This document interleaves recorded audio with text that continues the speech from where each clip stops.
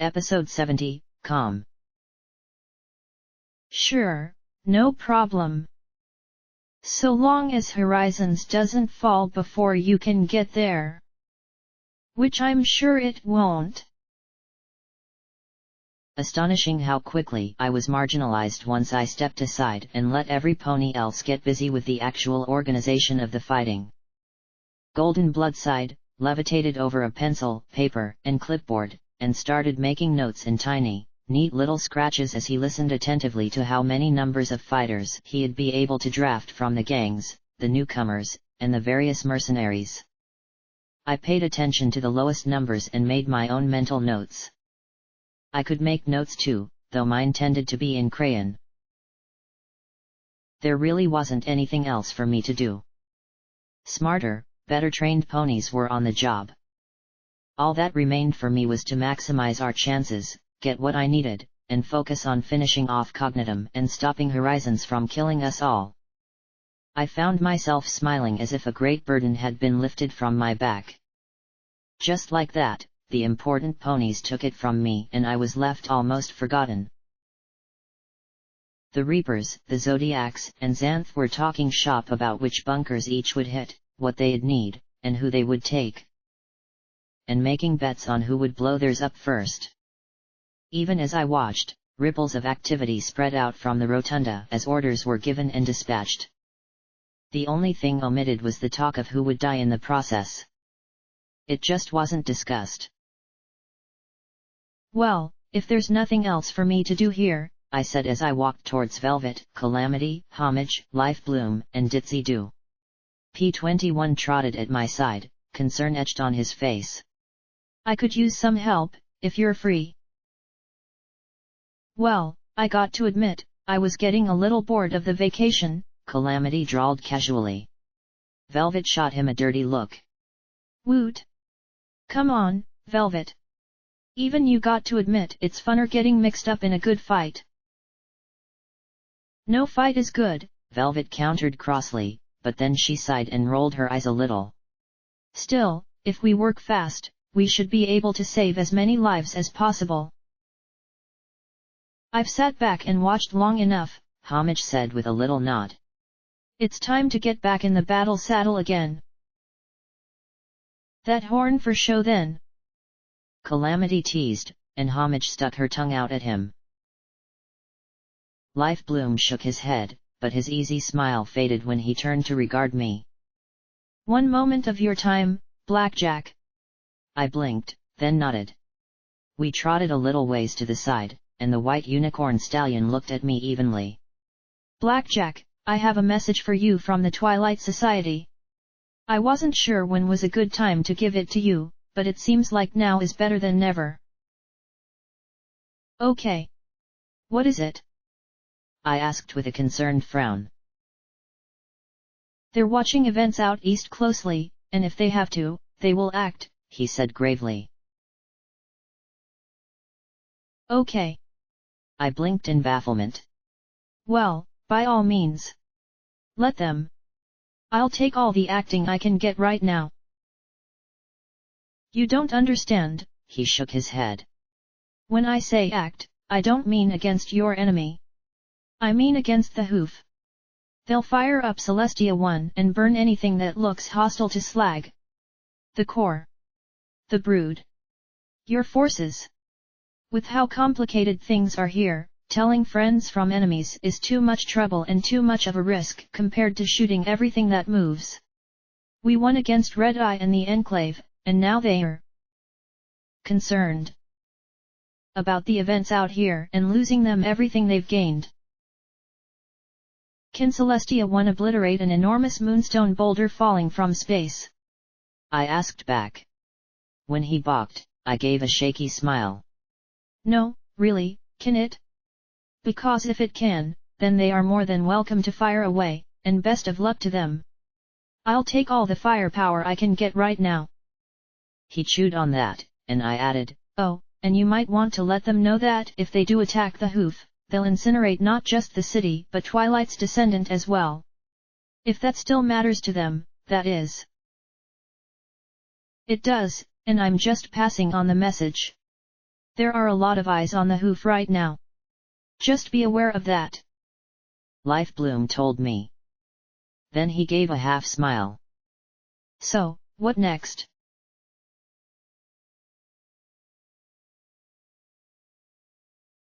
There was something positively surreal about a bony-winged ghoul Pegasus being able to fly at all. That thought was one tiny voice amidst the rest of my mind screaming about splatting against the ground below as Ditsy carried us through the sky in her wagon, absolutely everything too. Proving herself yet again to be an honorary finder, Ditsy had produced both a pip-buck and a broadcaster at my first sarcastic quip. The grin on her face put a smile on every pony else's. With unity broken, being in the hoof was merely unpleasant rather than intolerable for the alicorns. I had originally thought of using them to teleport everywhere I needed to go. However, the fact that I had no clue where I specifically needed to go killed that plan pretty quickly. Apparently pointing at a map and saying about here wasn't exact enough for magically winking across the land when none of the teleporters had even so much as glimpsed about here before. Fortunately, Ditsy had been generous enough to give us all a ride instead. One purple alicorn had insisted on accompanying us, too, to keep us safe, though I had gotten the impression that she was really only there for Velvet. The radio was chaos. Pawn 3's channel might have been down, but there were other operators springing up. The strongest signal was Unity Radio, which involved the Harbingers urging every pony to join the real security to pull the hoof together, or else. The counterpoint to this was Homage's Freedom Radio, which consisted of a pip-buck, a broadcaster, and a rather startling selection of music she had squirreled away on the thing before leaving 10 pony to escape the enclave. As we flew over the hoof, a dozen more different stations popped up, each with a range of only about a mile. One was saying I was a fake. One saying everything was a fake and kill everyone. One sounding like a cold spouting as many obscenities as possible. Quite a few were ripped right out of Little Pip's memoir. Really, she couldn't have edited that out? I wasn't sure this kid knew what a clip was. The rest, though, were urging ponies to follow their leaders and get ready for the Battle of the Hoof. Is that a good sign? I asked Homage. I think so. After Philadelphia, the Everfree, and the Battle in the Skies, people have started seeing the value of coming together. The old way of tiny settlements and raider bands scattered everywhere just doesn't work anymore, she said with a smile. She stared off to the west. I wish she could be here. I wish I could have done this with her at least once. I sighed, putting a hoof on her shoulder. I wish she could have been too. It was fun working with her. I'm just afraid for her. She's going to live a lot longer than the rest of us. In the SPP hub, with Celestia's soul powering the shield, she might even survive Horizons. I don't like thinking of her all alone, Homage said with a shiver. I worry about her happiness, her health, even her sanity. How long can some pony stay alone watching without losing their mind? Well, Golden Blood, Celestia, and Spike seemed to have managed it well enough. And I can't imagine Celestia wants to be trapped in there forever either, I said as I looked towards the core. That's not life. I shook my head. Well, cyber ponies and blanks live a long time too. So if I live through this and I'm still kicking around, I'll make sure to pop in from time to time and bug her. Have some therapeutic sex. In the name of mental health, of course. She laughed at that, so I counted it as another small win. Do you really expect to survive this? She asked, her mirth melting away to leave that horrible sad smile I knew so well. I mean, I know you've died. Twice? Or has it been more? I've lost track, I said with a grin. Gazing out towards the skyport, I could see the remains of Thunderhead on the ground. It was half a torus now and looked as if what remained had been gutted and burned by battle. The city in the clouds was acting as a wall, shielding the city from the brood. But not the core. I'm just no good at dying, homage. So I figure, why not? I'll live through this, stop Cogs and the Legate, prevent Horizons from destroying the world, raise my baby with P21, and try to have a few more. Ugh, sterile body, remember Numbskull? Or adoption. Adoption's good. I really want lots of babies, I said with a grin. Help out Chapel and the Hoof in general. Patch things up with Glory and Rampage. Make life better. See tomorrow. I hope you get all that, Homage said as she looked out at the clouds as we flew east. I could see the black castle that had been Black Pony Mountain blocking my view of the core itself. Down below us was the zebra army. They marched out of the bunker, brood zebras with cyber wings. And then there were the cyber unicorn zonies. Even after death, Silver Stripe had achieved a kind of immortality. There was no way to approach that during the day, especially for me. I was a shooty kind of pony. Besides, my business wasn't with them. My business was far to the east, farther than I had ever gone before.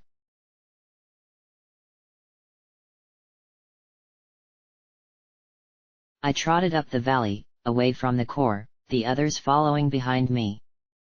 The loose scree and ancient coal sands made for treacherous footing, more so in the fading light. It was starting to get late. Tomorrow, I'd have to catch Cognitum at the Space Center before she left for the moon. I could feel time slipping away from me. Time. This was a place that looked as if it had been skipped by time. Long ago, Equestria had had a technological boom founded on coal. They had stripped all of their own deposits, then traded with the zebras when the supply ran out. A good arrangement, so long as the trade wasn't interrupted. The rest of the wasteland, of course, was the legacy of what had happened when it was. All around me here. This was the legacy of what had happened before the trade began. This was a sacrificed land. Draglines perched on the edges of mountaintops ripped flat. Volleys were filled and beaten level with toxic tailings. Rusty rail lines drew over the landscape like the track lines of an addict unable to sate their hunger. Everywhere I turned my eyes were the shells of mills, their smokestacks jutting towards the grey skies. Power lines snaked this way and that eastwards towards the rest of Equestria. It only made sense. If you were going to pollute one area anyway, why not concentrate it to spare others?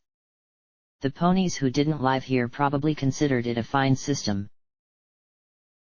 I glanced over at Glory, trying to catch her eyes. She simply trotted on. I peeked at P21, feeling conflicted. There had to be some way to fix things with us. Or should I even try? The jingling tune of a banjo floated like a ghost through the valley, the twangy music carrying through the quiet, scarred landscape as if traveling through time.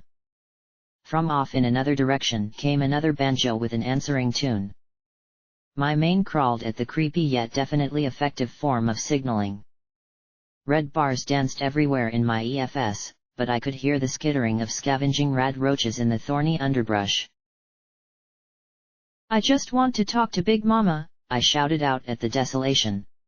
Mist collected on the edges of broken mountaintops. My voice echoed off the rusting mining lifts and slag heaps. I felt a tremble under hoof and imagined ponies digging deeper and deeper into the earth, no matter how dangerous it became. I gave back your son's rifle, I yelled. The banjos played again, a faint variation of the tune. Then another exchange. It'd be pleasant were it not for the niggling feeling that there were a dozen gun sights trained on my skull as the plinking notes echoed through the valley. Finally, the music stopped, and a blue filly in a dirty and stained sundress stepped out from behind a rusting tractor. Mama don't want you up here no more. This is our land. I looked around at all the waste and devastation. I could only assume she could hear me. There's going to be a fight, Big Mama. A nasty fight for the hoof. We need your help. Told you Mama don't want you up here no more, the Blue Earth filly said with a nod of her head towards the way we had come. Now get. Scotch Tape glowered at the other filly. I took a step towards the filly, and there was a crack. The ground in front of me kicked up dust from a bullet, stopping me short. I hissed softly through my teeth. I know you want to be left alone. I shouted, my voice echoing across the valley. I can respect that. But now is the time we need you. All of you. There's going to be a battle, and if you don't join, we're going to lose. You're a stupid pony, you know that, the filly drawled. Yeah, well you're a jerk. Scotch Tape snapped back. Scotch, P21 said in admonishing tone that fell on deaf ears. Don't y'all call me names. The blue filly shouted. I'll sick my big sis on you. Well, I don't need a big sister, I'll kick your flank all by myself. Scotch Tape boasted. No pony kicks my flank. The other filly shrieked, charging forward. Scotch Tape raced to meet her, and I was too shocked to levitate her away before the two were rolling in the dirt, biting and kicking. Baby Blue! A mare snapped loudly, stepping out from between two boulders, Taurus's rifle at her side. Bluebell narrowed her eyes at the two muddy fillies. Y'all were supposed to tell ta scoot. She started it. Baby Blue whined, pointing a mucky hoof at Scotch Tape. She called me a jerk. Well, you called Blackjack stupid. Scotch Tape snapped as P21 trotted over, grabbed her by the scruff of her stable barding, and pulled her away. But I didn't call you stupid, stupid. Baby Blue yelled back. That's it. Scotch Tape squealed, pulling herself free of P21's bite and jumping back on the other filly. I stared at Bluebell from across the scrabbling girls and stepped around them as Velvet and P21 tried to separate the two without being beamed by a flying hoof. The alicorn watched with an expression of disdain on her face. I sighed and shook my head. I noticed there weren't many Highlanders at the meeting, I said to Bluebell. Big Mama's stayin' out of this scrap. It's too big. Too dangerous.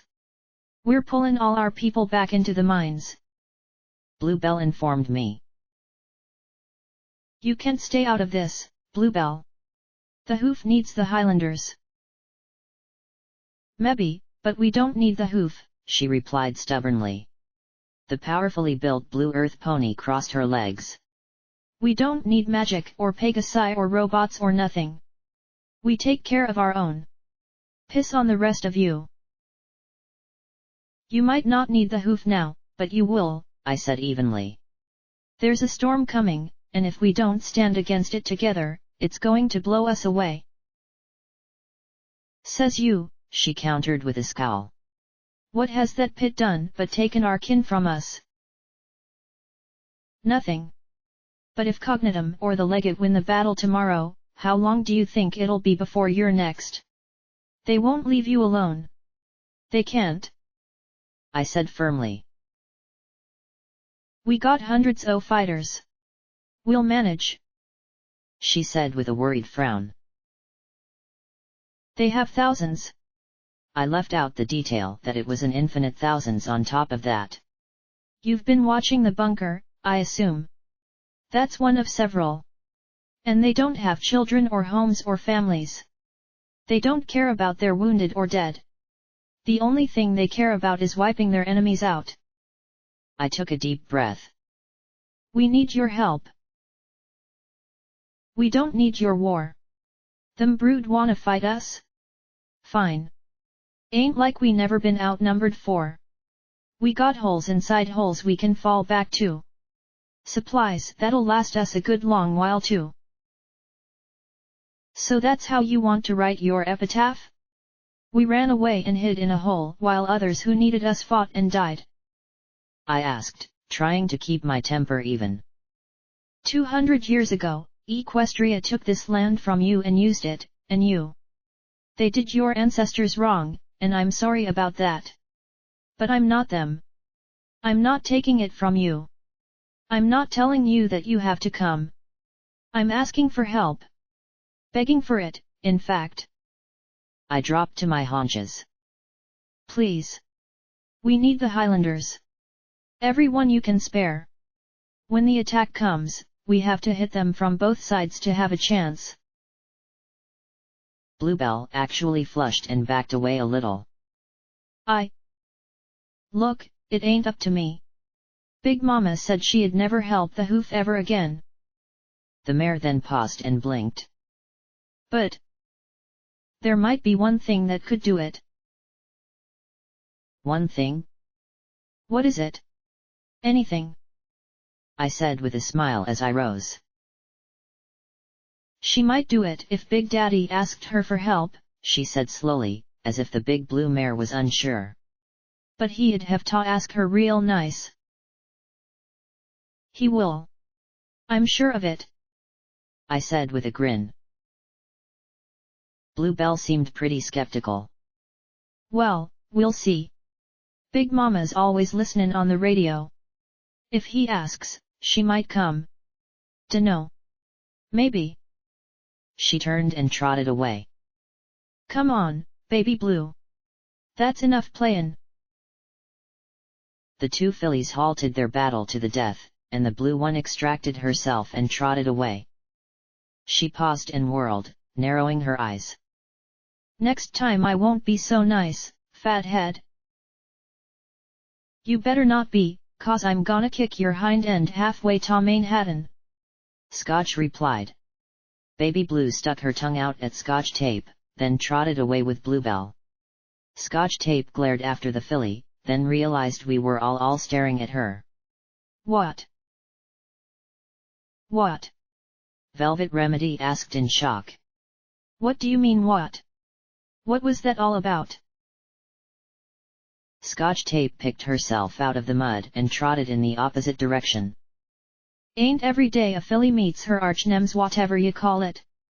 I'll thump her good next time. Velvet stared after the filly, her mouth working silently in baffled shock.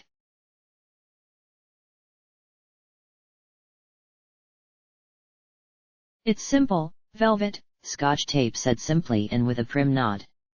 Velvet had finally regained the ability to ask about the fight after we got airborne again. See, the second she insulted Blackjack, I knew we were going to be enemies forever. But you just met her. Why did you fight her? It doesn't make any sense. Velvet Remedy lamented. You could have told her not to say those things. Been the bigger pony. Scotch Tape looked at her flatly. You never had an MER. She glanced at P21. Nemesis, he supplied. Right. Them Nemesis things growing up, did you? Scotch Tape asked. Velvet blinked, taken aback for a moment. Of course not. Every pony in stable 2 loved me. We all just stared at her and sighed. What? She asked with a baffled frown. Scotch sighed in return and shook her head. Blackjack. Daisy, I said with a smile. Might not have realized it at the time, but yeah. Total nemesis. My sister, Dusk, Glory chipped in with a smile. Just your sister? I'll raise ya all o' my brothers plus my dad. Calamity said with a chuckle. Calamity. Not you two. Velvet lamented. Woot. Just a good old cold grudge match. Ditzy turned her head and showed on her chalkboard, Pinky on a muffin binge. Diamond Tiara. The alicorn murmured softly. That filly had serious flank issues. The overmare, P21 said with a sad smile.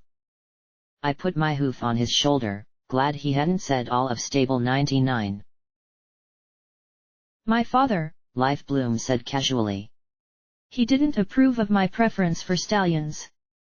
Well now, didn't that make P21's eyebrow raise speculatively? Now, suddenly, all eyes were on Homage, and Velvet Remedy said a touch crossly, Oh, I suppose you had a childhood nemesis too. No, Homage said quietly. Velvet Remedy smiled in triumph before Homage continued, I would have loved to have had one though. Homage. Nemesis. Hate. Wastelands. Bad. Want? Why? Velvet Remedy sputtered. I reckon that's the first time any pony made Velvet skip, Calamity said, giving the fuming unicorn a little nudge. Because it would have meant I wasn't alone, Homage said quietly, looking out into the growing twilight. I spent most of my fillyhood on my own picking through Manhattan, just trying to stay alive. A nemesis might not like me, but at least they would have cared about me, if only as a target. Feral ghouls and raiders. Bloat sprites and blood wings.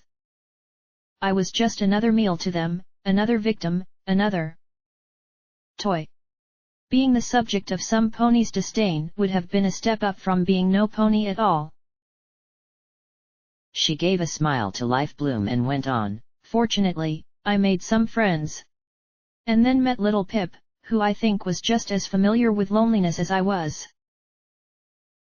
As I recall, you robbed Joke and me, Life Bloom said casually. Took us for every cap we had and left us in just our hide for the blood wings. Yeah. So you two followed me for 3 days begging for your stuff back.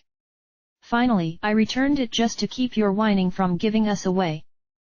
Homage replied with a small grin. I guess I was your nemesis for a little while, then. I grinned at Homage. So you were a bad mare back then? She blinked, then gave a sly look to the west. I'm even worse in other ways now, but I was a survivor and a scavenger. Just 2 steps above an animal, really, and 1 above a raider. It was Joke Blue always trying to cheer me up and Life Bloom with his endless optimism and smart pony talk that made me better. Eventually we had a dream of getting into 10 pony.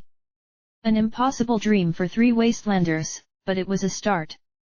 Trying to imagine a serious and brooding Homage was tough to do. Of course, Life Bloom added sourly, it would have helped if we had known it was impossible from the start. 10 Pony says that if you gather 100,000 caps, you can join their community. That's horse apples.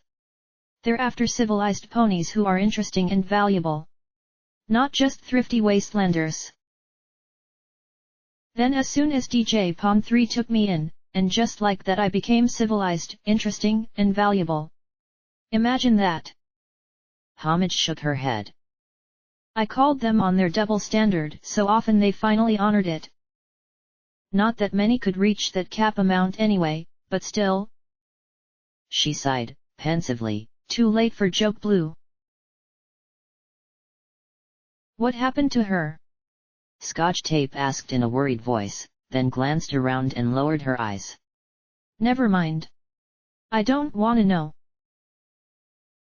Homage smiled wistfully as she stared off into the night.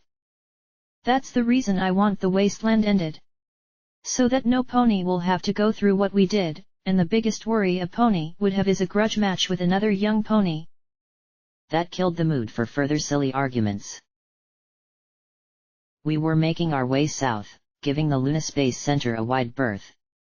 Looking to the southeast, I could see the massive buildings and the 4 raptors hanging over them. I had guessed that Hoarfrost and Afterburner had gotten some more help on their side.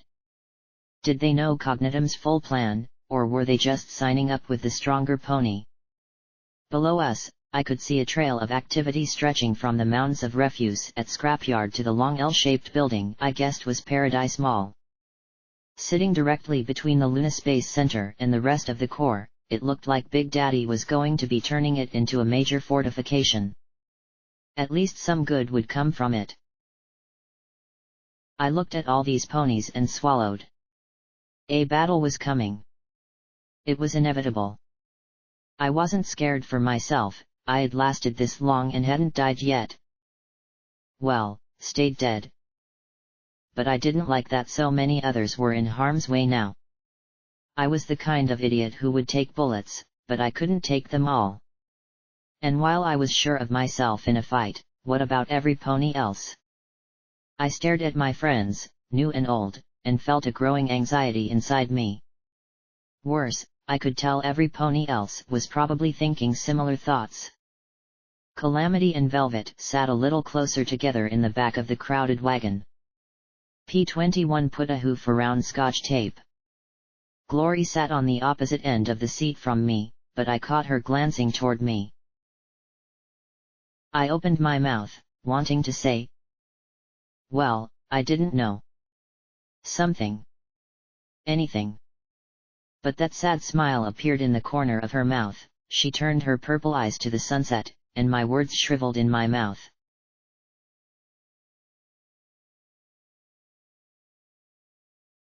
Are you sure about this? P21 asked as he frowned down at me from the wagon. Yeah. I'm sure. If all of you are down here.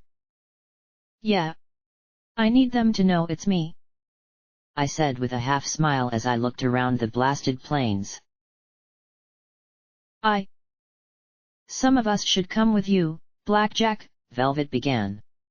I've advocated for. I shook my head. It has to be me. And if they decide to kill you anyway? P21 asked with another frown. Well, keep the cart still and hope I can teleport back to it faster than they can grab me, I answered with toss of my mane. There wasn't much to say beyond that.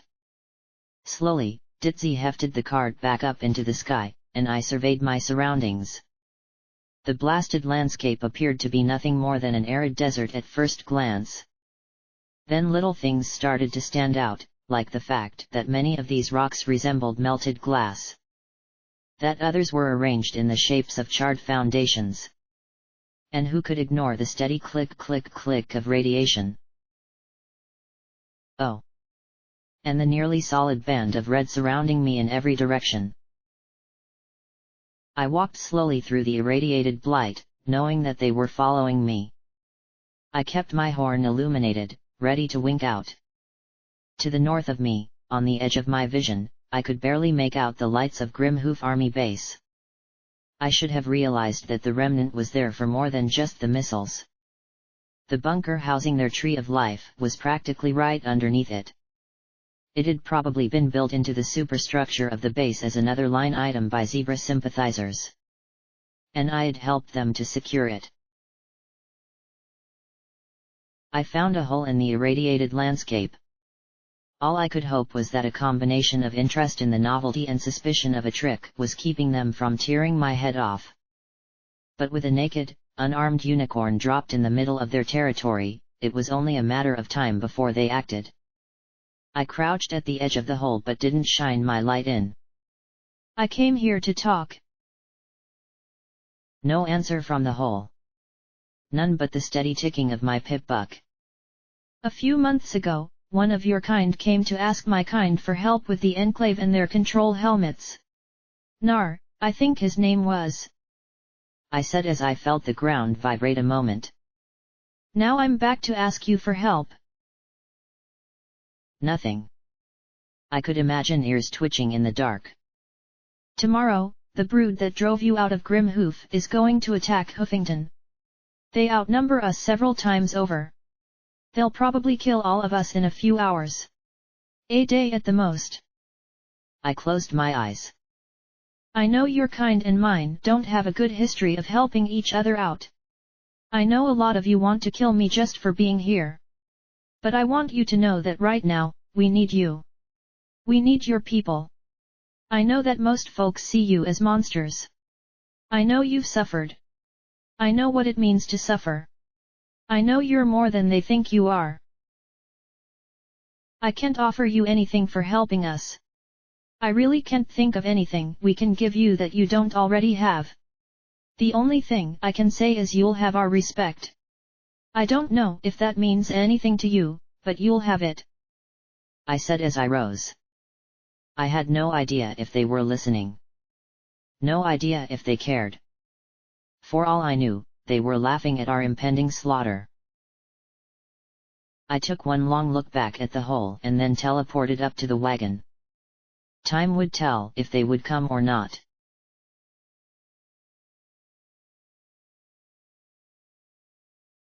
The return to Star House was a solemn one. No debates or discussions about childhood rivals. Every pony knew that in a few hours, we had hit the space center. I'd get my body back. I had plans for teleporting in and dropping a spark grenade covered in wonder glue on her back and hoping that'd do it. But there was no guarantee. And once Cognitum was down, or worse, gone, the legate would stop pretending to fight and tear the harbingers to pieces. And there was a very good, very real chance that one of my friends losing Lakunai had hurt, but it was a death I could handle. She had chosen it in order to save others. Painful as it was, I could rationalize and understand it. But I remembered reading about Steelhooves' abrupt demise. What if something like that happened to Glory? P21? Scotch tape? Boo. We had been at risk before, but I had always been able to throw myself to the front practically screaming shoot me first. And they had. And I had been tough enough or lucky enough to survive it. Now? Cap for your thoughts. P21 asked as he held his dozing daughter in his forelegs. Just nervous, I confessed. I'm thinking about this too much. We should just go straight to the space center and go for it. Sure. The 8 of us versus a small army of harbingers and brood, plus your old body and the legate. Why not? He said, so straightforwardly that I immediately flushed. I'm serious, I said, running a hoof nervously through my mane. The more I think about it, I do too. I haven't stopped thinking about it. So let's go. He said with that casual smile. It actually turned teasing after a few seconds. Let me guess. You realize why we shouldn't? I groaned, leaning over and burying my face in his shoulder. Maturity sucks. When did I get to be so old and worried about consequences and plans and stuff? I think it was when we lost Lakunai, he replied calmly. I know for me it was when I almost got Scotch tape killed. After that. He shook his head. None of us are who we were anymore, Blackjack. The stupid but kind-hearted security mare. The bitter and resentful breeder. The lonely, orphaned filly. Even the naive Pegasus scientist. He added, regarding Glory grudgingly and getting a thankful smile in return. Knowing you, being with you, has helped make us better, Blackjack. Better ponies. Better people. I didn't do anything, I muttered, embarrassed. He shook his head. More than you realize, he said with a kind smile. Ditzy kicked the cart, rousing us and then pointing ahead with a scarred-up undead hoof. We peered forward into the open land around Chapel End. That was a lot of people. I mean, at the amphitheater there had been a lot of people, more than I had ever seen together in the wasteland before. But now there were dozens of fires all around the small community. The people around them milled about like a kicked-up rad roach nest. I hadn't thought that there were that many ponies in all the wasteland, let alone the hoof. As Ditzy set us down on the roof of the post office, I gaped at the sight of them all. Most of them appeared to be scavengers, but I also saw clumps of families. I'd always kind of imagined the wasteland as just raiders, bandits, scavengers, punctuated with a few normal people just trying to survive. The reverse was true. And war had finally brought them together. Crap. I didn't expect so many to come so fast. Scotch Tape muttered. I got to get out there and make sure we've got water, food, and some decent latrines going. With the rain stopped, water's going to quickly become an issue, and we don't want it getting contaminated because someone's pissing upstream, she said as she scrambled down the stairs into the building. We quickly followed her down. How are things? I asked as I spotted Charity, Bottle Cap, and Keeper amidst so many boxes it was hard to move through the post office. Could be better, Charity muttered as she scowled at a clipboard. We need to charge these Talons an extra 10% for bullets. They got the caps to cover it, and I think some of those featherbrains are overstocking, Charity said to a small purple unicorn filly, who saluted and ran off quickly through the stacks. Charity shuffled another clipboard to the front. Make sure those society assholes don't try and stiff us more than 5 caps per pound of produce.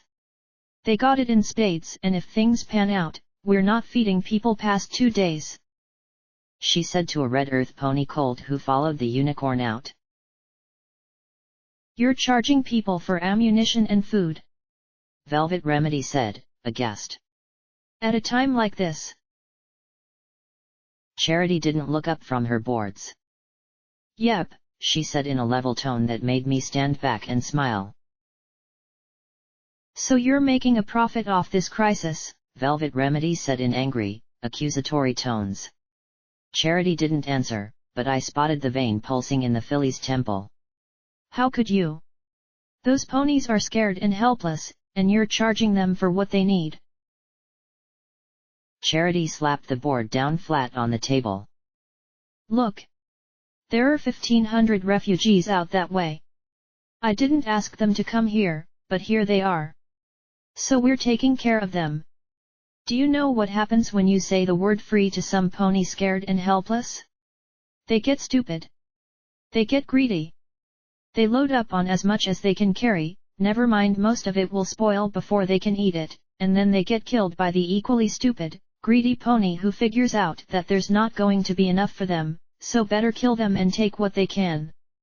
And since every pony who happens to be a merchant knows this, the ones that really are out for the profit will be sure to cash in on the one giving away shit.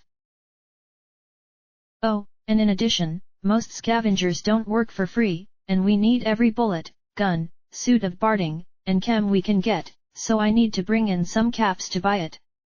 Otherwise my stock is gone, my caps are gone, and we're all up shit creek. If well-off groups like Talons and heroes like yourself pay more, then I can subsidize the ones who can't. Which I do.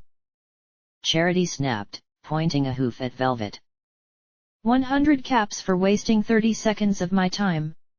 She thrust a hoof at a large, half-filled jar of caps on the counter, the label read Blackjack's Stupid People's Comments Fee. What? Velvet stammered, waving her forehooves wildly at the jar. That's outrageous. You can't.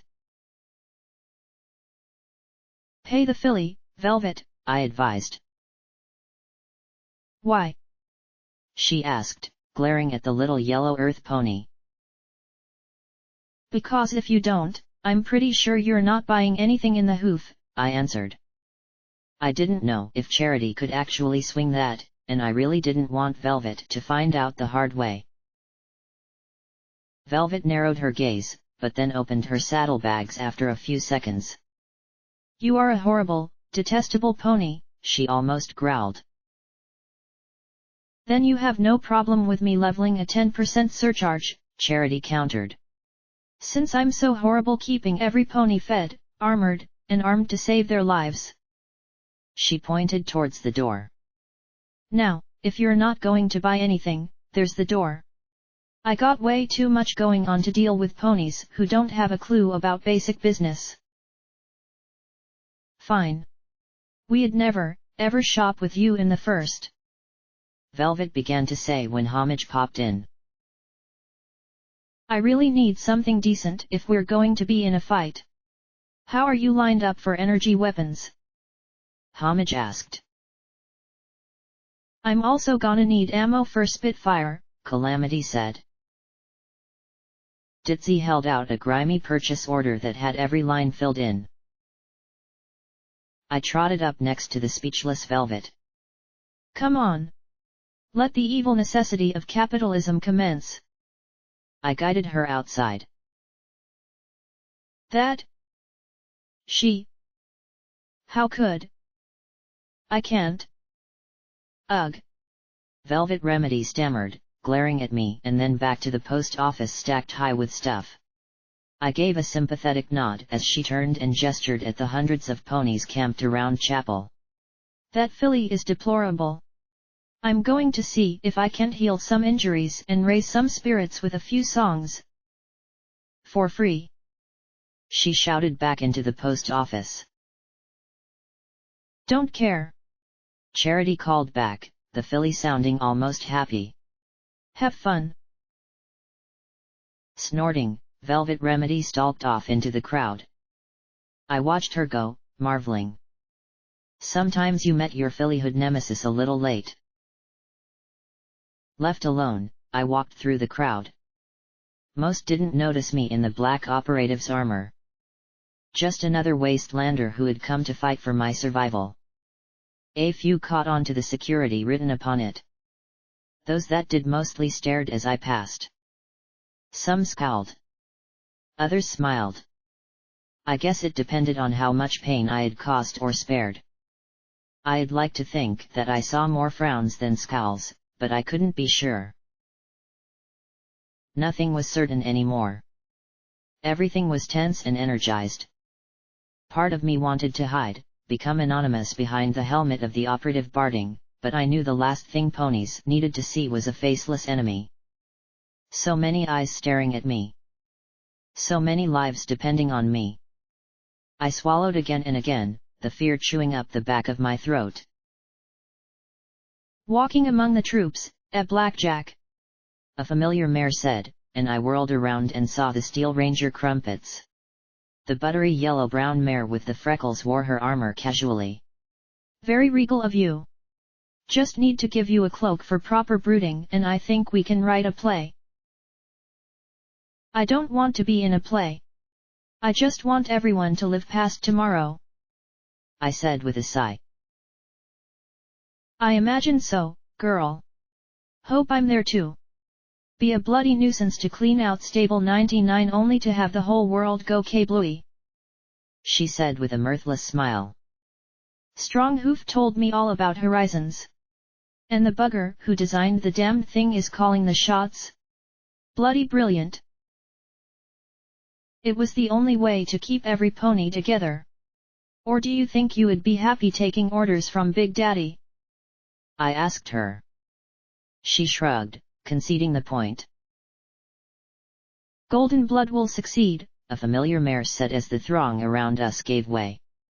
The purple alicorn glanced at me, then away, rubbing her legs together awkwardly. Failure would kill him. Several snappy retorts died as I stepped towards her and gave her a hug around her neck. Som, I murmured as she stiffened beneath me. I'm glad you're okay. Okay. Is relative. You know that better than any pony. She said hesitantly, constantly looking around. How's the Barding fit? Like I was dipped in a vat of badass and wired to a neon sign saying kill this one first, I replied. I stared into her mournful purple eyes. The spark of unity between us was long dead, but I felt as if we were both trying to awkwardly probe each other's minds so we knew what not to say. No, Som murmured, barely audible over the crowd. Beg pardon. I blinked. No, I don't have anything of Lakunai in me. She dropped her eyes. I have her memories, but they're not the same thing. I could never be so strong. So compassionate. I'm sorry. I sighed, slumping a little. That's okay, I said, digging into my saddlebags. No, I don't want it back, she said a moment later, and I froze and withdrew my hooves. Penance? No. I don't deserve it. I'm not a sniper, I told her. I can never use it like you could. And Calamity already has a super gun. But Sam shook her head again. I don't want to be a murderer again, she whispered. Crumpets sighed, rolling her eyes and looking clearly annoyed. Sam caught her expression and seemed to shrink into herself. I know. I was a soldier. But, I shouldn't have been. That was a mistake. Killing for Luna. I smiled at her. As much as I knew she could be important in the battle, I couldn't make her take up a life that had done her so much harm. I'm sure you'll find some way to help. I stretched up and brushed her mane out of her eyes. You have a second chance. Thanks to you and little Pip, she murmured as she nuzzled me. I sniffed, rubbing my eyes with a hoof. Did I make a mistake with Golden Blood? Sam shook her head slowly. Golden Blood strives for success, and he manipulates people like an artist manipulates pigment on canvas. He will achieve what you want, but you may not like how he does it. Maybe you convinced him to try a better approach. I hope so. But he won't betray you, unless he feels you've betrayed yourself and every pony else. We need to get going, Crumpets broke in. Some nut with the Harbingers keeps insisting we give him 99 due to eminent domain, and we need to make sure we get the ammo we need. Trading chems and healing potions for it. At my shocked and baffled expression, she quirked a grin. What, did you think your stable just recycled organic waste into food? It recycles nearly anything you put into it. I'll be around, Sam murmured. I can't be Lakunai. But if you need help, I'd like to. I stretched up and gave her another hug. I'd appreciate it. Thank you. I watched the pair trot towards the post office. Behind me, a musical note struck me like a shot. A voice rose above the babble of the crowd like a breaking sunrise and silenced the camp. The ponies moved back to give room to Velvet Remedy. No stage. No lights. Not even music, and yet with her voice alone she released a melody that rippled through the massed people like a wave. The music was something Sweetie Belle, I didn't recognize it. Within a minute, a red middle-aged earth pony mare missing a hind leg bravely joined her, backing her up. I'd read Velvet could have done that herself with her magic, but her singing alone seemed to pull at the crowd. A purple unicorn filly, Sonata, clambered up next to Velvet. Her trilling soprano rang out, she didn't even seem to know the words, but the three-legged mare and the beautiful unicorn mare adjusted to their inexperience.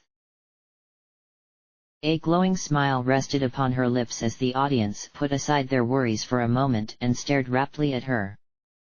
I spotted a purple earth pony stallion with dirty bandages wrapped around his limbs watching with his mouth hanging down. Here, she gave a little bit of kindness and beauty. It was such that I spotted Charity watching from the door of the post office. The filly twisted her lips sourly but gave a little nod of acknowledgement. As much as I'd love to sit and just listen to Velvet's beautiful, impromptu little concert, I tore myself away and made my way towards the bridge to the core. Down by the river, I was astonished to find the seahorse tied up to the underside of the bridge. The pilot house was gone and the deck and cabin roof slightly scorched, but the boat was still seaworthy. The crew were in the midst of hammering planks to the roof. Thrush lay draped across the bow next to the battered gun turret, hat covering her head, a trio of rum bottles collected around her. You survived! I shouted at the ship.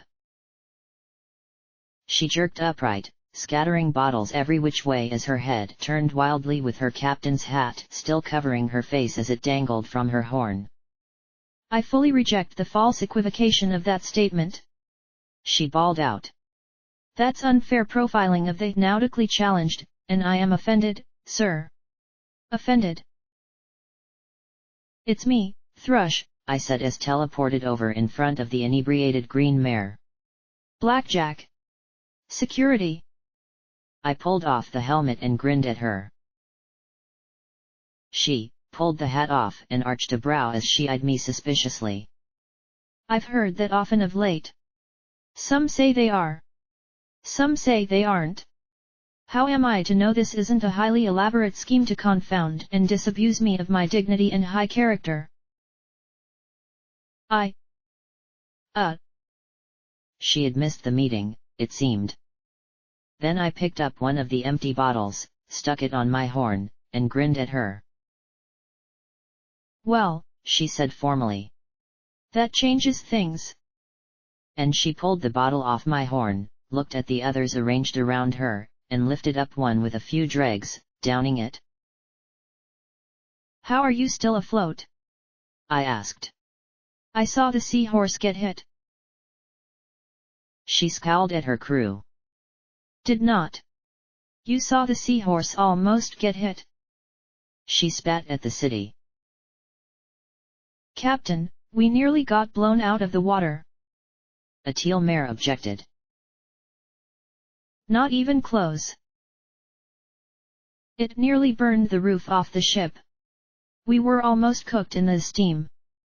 A red Pegasus objected.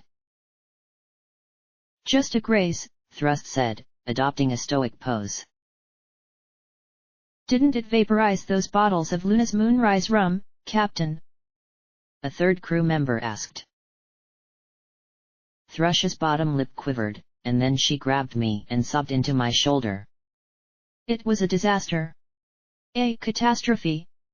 If we hadn't have turned towards the city at the last moment, I would have lost the last bottle too.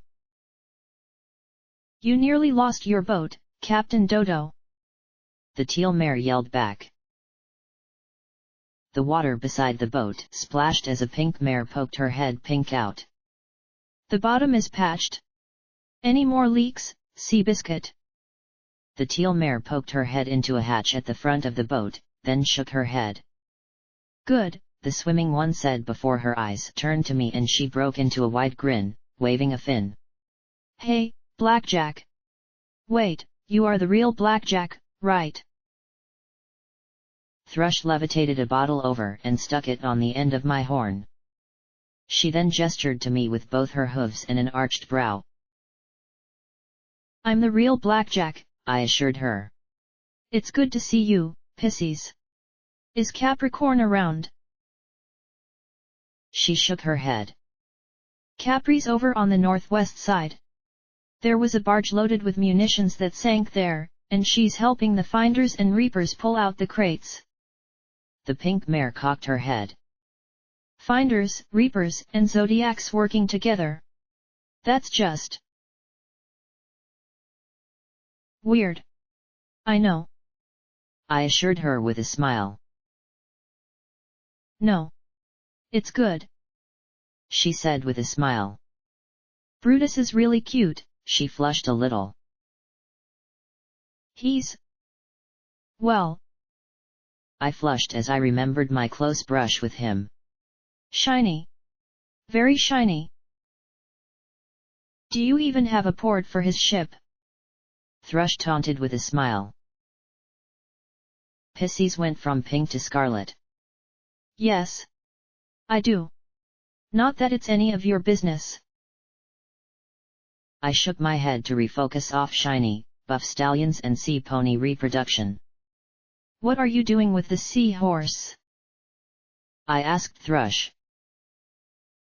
Well, that's quite a question. What to do with the fastest boat on the river, a bit of scorching aside. Thrush rubbed her chin thoughtfully. We're running cargo and getting refugees to the Iron Mare Naval Station, the teal mare answered for her. The Steel Rangers have a ship they're going to bring to try and get ponies clear of the battle. No idea how many trips their ship can make before the shit hits the props. If we all live through this, we'll have enough caps to rebuild the seahorse completely. Well, that was promising. I didn't know how many the seahorse could move either, but even one was better than nothing. I'm glad you're not running. Thought about it, Thrush frowned. Honestly, egress would be the smart thing to do. Digression and valor and all that. But this city's kept me here this long. Leaving it just feels... She gave a little shrug. Currents keep bringing me back here. I thought about the Toko mare and how its enervation field drew souls to it. These ponies might not be losing their souls, but I thought of the attraction. Maybe it was affecting all of us on a level that we couldn't quite perceive. A kind of soul gravity, pulling us in. I had returned. So had others. Until this was finished, one way or another, I didn't think I'd ever be able to leave this valley. Blackjack? Pisces asked in worry. I shook my head. I'm fine. I'm fine. I'm glad you're okay, Pisces. I am too. And I'm glad you're the real one. The other you, the armored one, really scared me, she admitted, dropping her eyes to the brown water as she tapped her hooves together. I thought she was going to shoot us even after we got that gun for her. Gun for her? What gun? I asked with a worried frown. Well, it was something that Steel Rain guy had us look for months ago after the Celestia blew up. A really weird gun. We found it a few days ago and delivered it to her. I've never seen a gun like it before, but she had ammo for it and everything. My body felt cyberpony-ish once again. This ammo? Was it great big silver bullets? Yeah. You know what it is? Pisces asked. A gun. Folly. I killed a battleship with it, I said absently. I need to find the jackass that asked for the damned thing to be built in the first place. I had other reasons, too, but if cognitum had folly... I had a sudden image of a beam obliterating me from a mile or two away. I'm glad you're both still okay. Stay. My words were drowned out by an enormous booming thump coming from the core.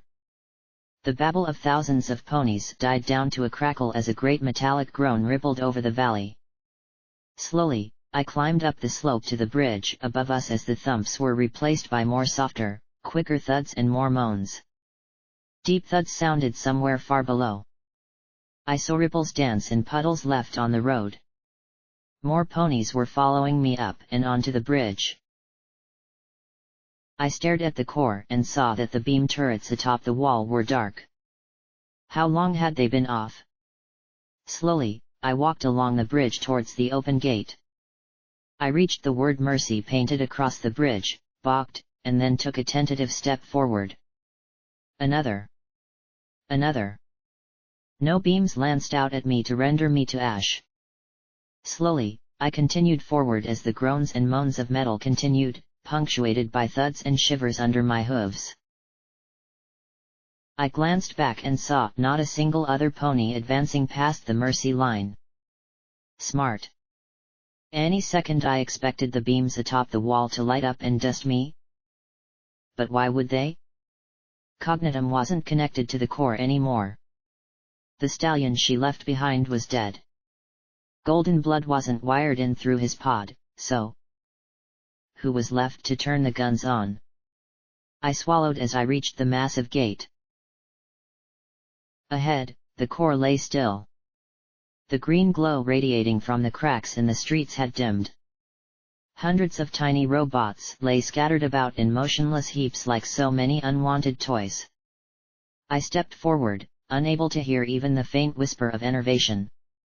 Only the metallic groans sounded. The thumps. The deep thuds. Wait. I froze, staring ahead. Did that skyscraper just move? I stared up at one of the shorter, 60-story tall black towers laced with wires and cables. I saw several of the cables go taut, accompanied by a moan of metal and a great thump. The tower swayed, and slowly moved upright. Then it went still. A second thump, and other cables off to the side went taut, and the tower shifted ever so slightly in that direction. My eyes followed the hoof-thick cables to immense wheels exposed by torn-away siding. I had no idea what those immense motors had been for. Elevators? Power cables feeding directly into the machines gave the city a sharp reek of ozone as the wheels turned to take in the slack, thumped to a halt, strained, and then went slack again. A stallion rasped from beside me, making me almost jump out of my hooves. Golden Blood looked at me flatly, then at the core. Do you get the feeling that something bad is about to happen? You mean something bad isn't already happening? I answered with a grim grin. I looked out at the moaning city. I've been having that feeling since I first saw this place. Then I blinked and stared at him. Wait. You're not melting. No. I'm not. The enervation is gone. He said quietly. Why do I feel that that's a bad sign too? Because if there was no enervation, no killer robots, and no beams of death, then there was nothing to keep every pony in the hoof from flooding into the city for protection or loot. It's Silver Star sporting supplies all over again. Lure every pony in. Turn the enervation back on. Kill us all at once and harvest our souls. But why? What did the Eater get from pony souls? What did it want? I'll pass on word to seal off the 3 bridges into the city. Hopefully that will keep every pony out. He said grimly, tapping buttons on the broadcaster-equipped pip-buck he was wearing. He reached over and did something to mine too. There. Tags of every pip-buck we have. You can listen in with that Perceptitron device. I nodded, not taking my eyes off the tower that slowly crept back into a vertical position. Cognitum has folly. Any advice on how not to get annihilated? Don't sit there while she fires it. It does have a ridiculously long fire delay, and only a 10 or 12 square foot area of effect. Rather idiotic to use it against anything smaller than a building. He murmured, also staring at the tormented city. What were you going to fire it at? I asked with a wry smile. Tom, he answered quietly. I realized something was manipulating me into creating horizons a short time before the bombs fell. I wasn't precisely sure what. Pinky's warning had shaken me deeply. But was it Luna manipulating me? Horse? Twilight Sparkle? I couldn't be sure of anything anymore. I realized Horizons was a mistake, and so I had Trottenheimer make a weapon that could destroy the moon rock. He chuckled and shook his head. I have no idea how he pulled it off.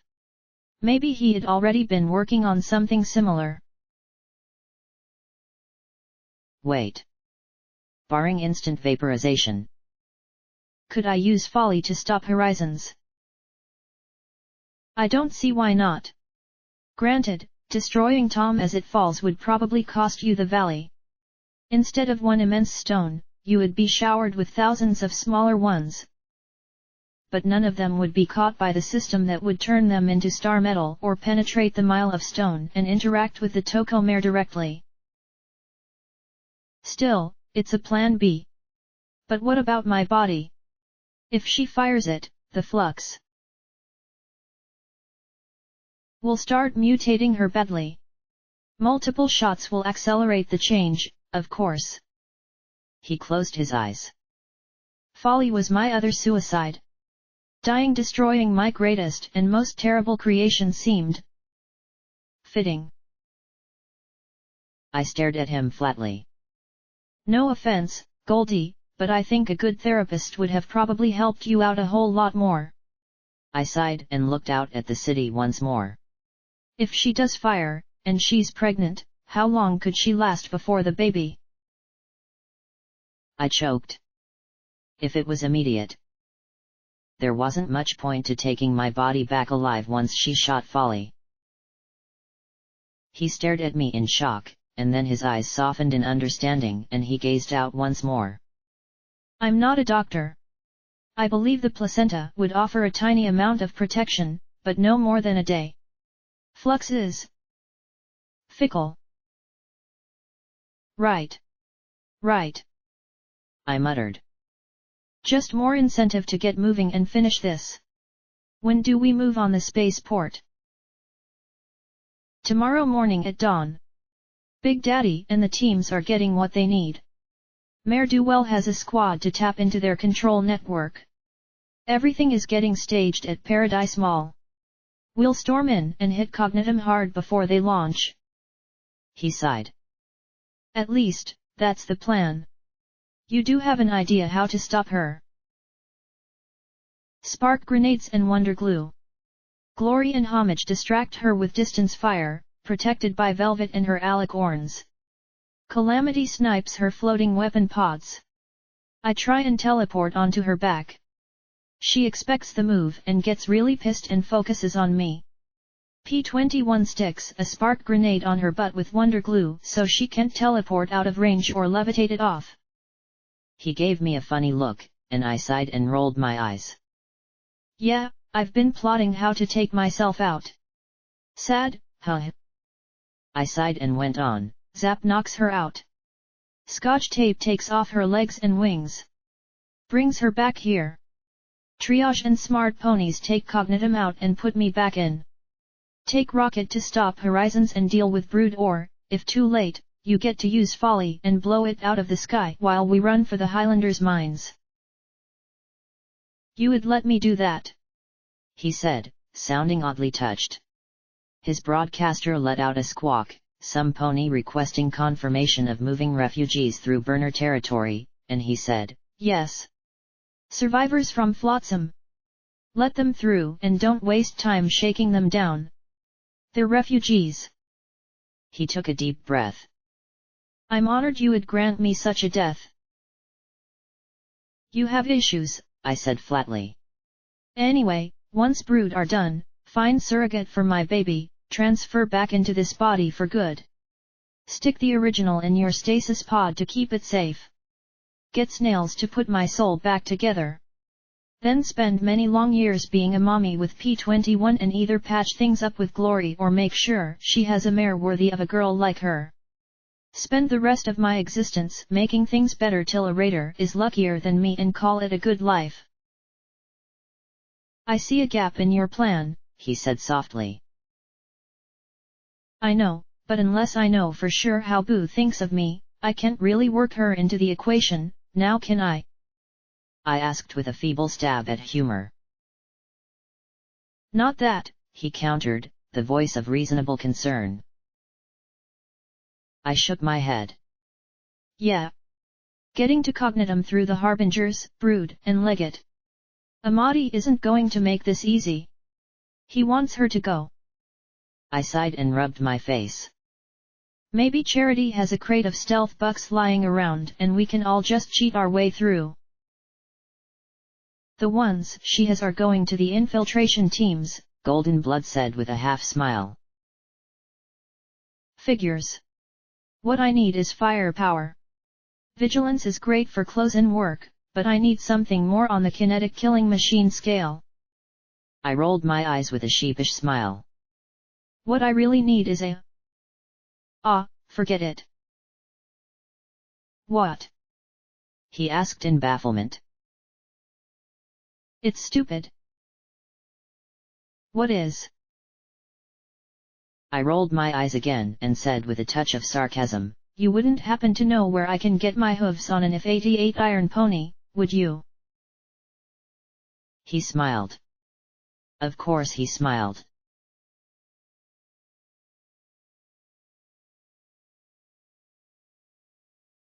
This is a bad idea, Blackjack, P-21 said as we teleported to the east side of the Miramar Air Station. The Alicorns had deposited us outside the base. Apparently Alicorn fast travel wasn't precise enough to get me into the room I needed. I was glad they had agreed to transport us, given Velvet was helping out the refugees.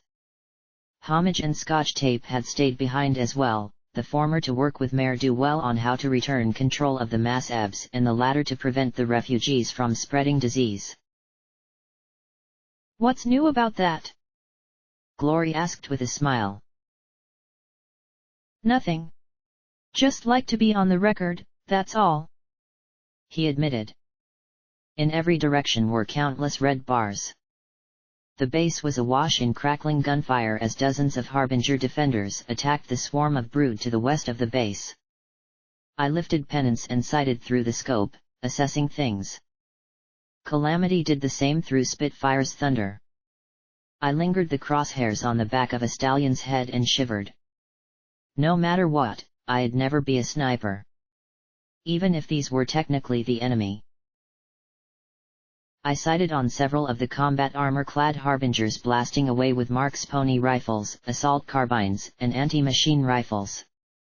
I watched as cybernetic brood made lazy attacks on the base, standing out in the open and letting themselves get shot to pieces before falling back. Out of sight, I knew their repair and healing talismans were restoring them to full. Repeat ad nauseum.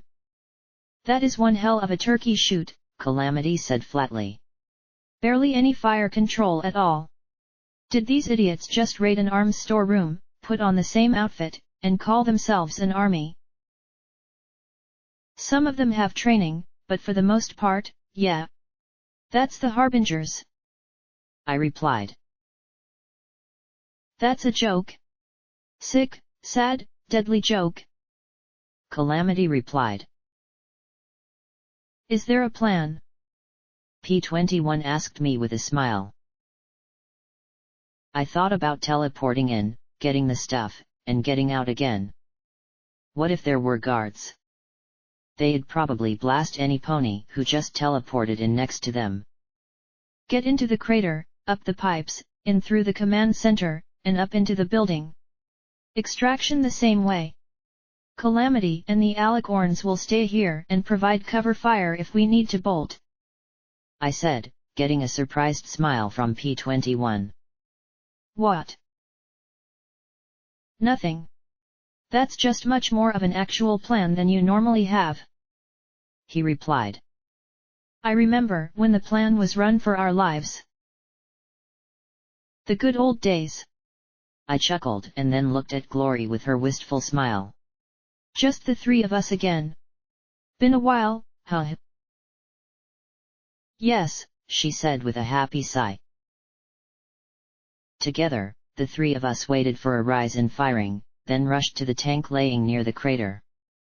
I gave a few seconds consideration for the bones of the mare I had seen so long ago. Now they had been scattered by some reckless looter. The pictures were gone. She only existed as a person in my memory. No time for that now. We each took some Rat X, dropped into the crater, and made our way through drainage culverts and up into the base. I didn't think the Harbingers would be using this area. Without power, I recalled how dark, hot, and stuffy it was down here. This time, I was surprised. The utility room the culverts connected to was well lit, and there were red bars moving around. It looked like the Harbingers had some decent technicians with them. And guards. One unicorn spotted us coming around a corner, levitated up an assault carbine, and opened her mouth wide.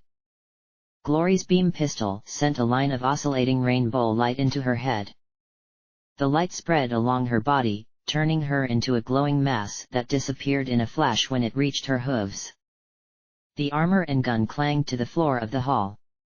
She spat out the pistol, turning it over in her hooves. What setting was that? Awesome, I think. Or is that cool? I asked as I pointed a hoof at a little dial on the side, looking at the various settings. P-21 sighed and retrieved the combat barding and guns. You should put this on, Blackjack. That operative barding stands out way too much. I had to agree. Better to fit in. On mostly silent hooves. Why couldn't I be all sneaky like little Pip? The three of us prowled through the halls of the command center. We had to hide in the interrogation room to avoid a patrol. I stared at its smashed-out window and the dark stains still covering the walls. I glanced at Glory, shifting over and hugging her as she trembled. So much pain had started here, some of which I contributed to. She gave me a smile and stilled. As we passed by the command center, I heard a familiar stallion say, "Tell them to stop firing. Stop. Until we get a resupply, I want them to hunker down and only attack if the brood cross the fence into the base proper. We're going to be fighting them with hooves soon, and I've seen cyber ponies in action." I wanted to stay and listen more, but every second we did increased the chance of detection. Upstairs, the plan was seriously straining. I hadn't expected there to be this many harbingers inside. The cafeteria was filled with injured harbingers. Dozens lay on bloody mattresses set out on the floor. Clearly, the brood were whittling away at the ponies without internal healing talismans. "You!" A mare snapped at us. "What do you think you're doing?" I whirled to stare at a gaunt grey unicorn with a bloody scalpels on her flank. She seemed familiar. Her eyes stared hard at Glory and P-21. "If you two aren't injured, you need to get your gear and get on the roof," she snapped. "Right. Gear.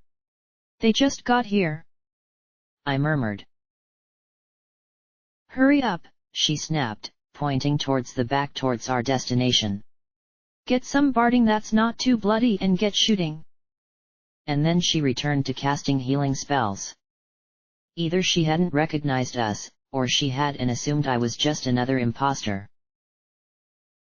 Either way, I wasn't going to question my luck. In the barracks were more harbingers trying to sleep. One rocked back and forth muttering to himself, "Security will save us. Security will save us. Any second." I wanted to reassure him. To let him know I was trying my best. But the security he prayed to couldn't care less if he lived or died. In the locker room filled with boxes of combat barding, a haggard stallion stared desperately at the three of us. "Reinforcements? Say your reinforcements," he begged. I shared a look with the other two. "We're here to help," I finally said. "It's been a nightmare. Just a nightmare," he muttered as the earth pony pawed through the barding looking for a complete set. "At first it was a joke. Like that fake security saying she was the real thing. But the attacks never stopped. They just let us shoot them and fall back. Shoot them some more and fall back. And for every 20 we shoot, they shoot one of ours. Like clockwork." As he worked, I moved over to the back row of lockers, gesturing for them to keep him occupied. I got to the ones used for the marauders and tapped the control panel. It flickered to life. Some pony had apparently tried to rip them open, or maybe, from the scorch marks, blast them open.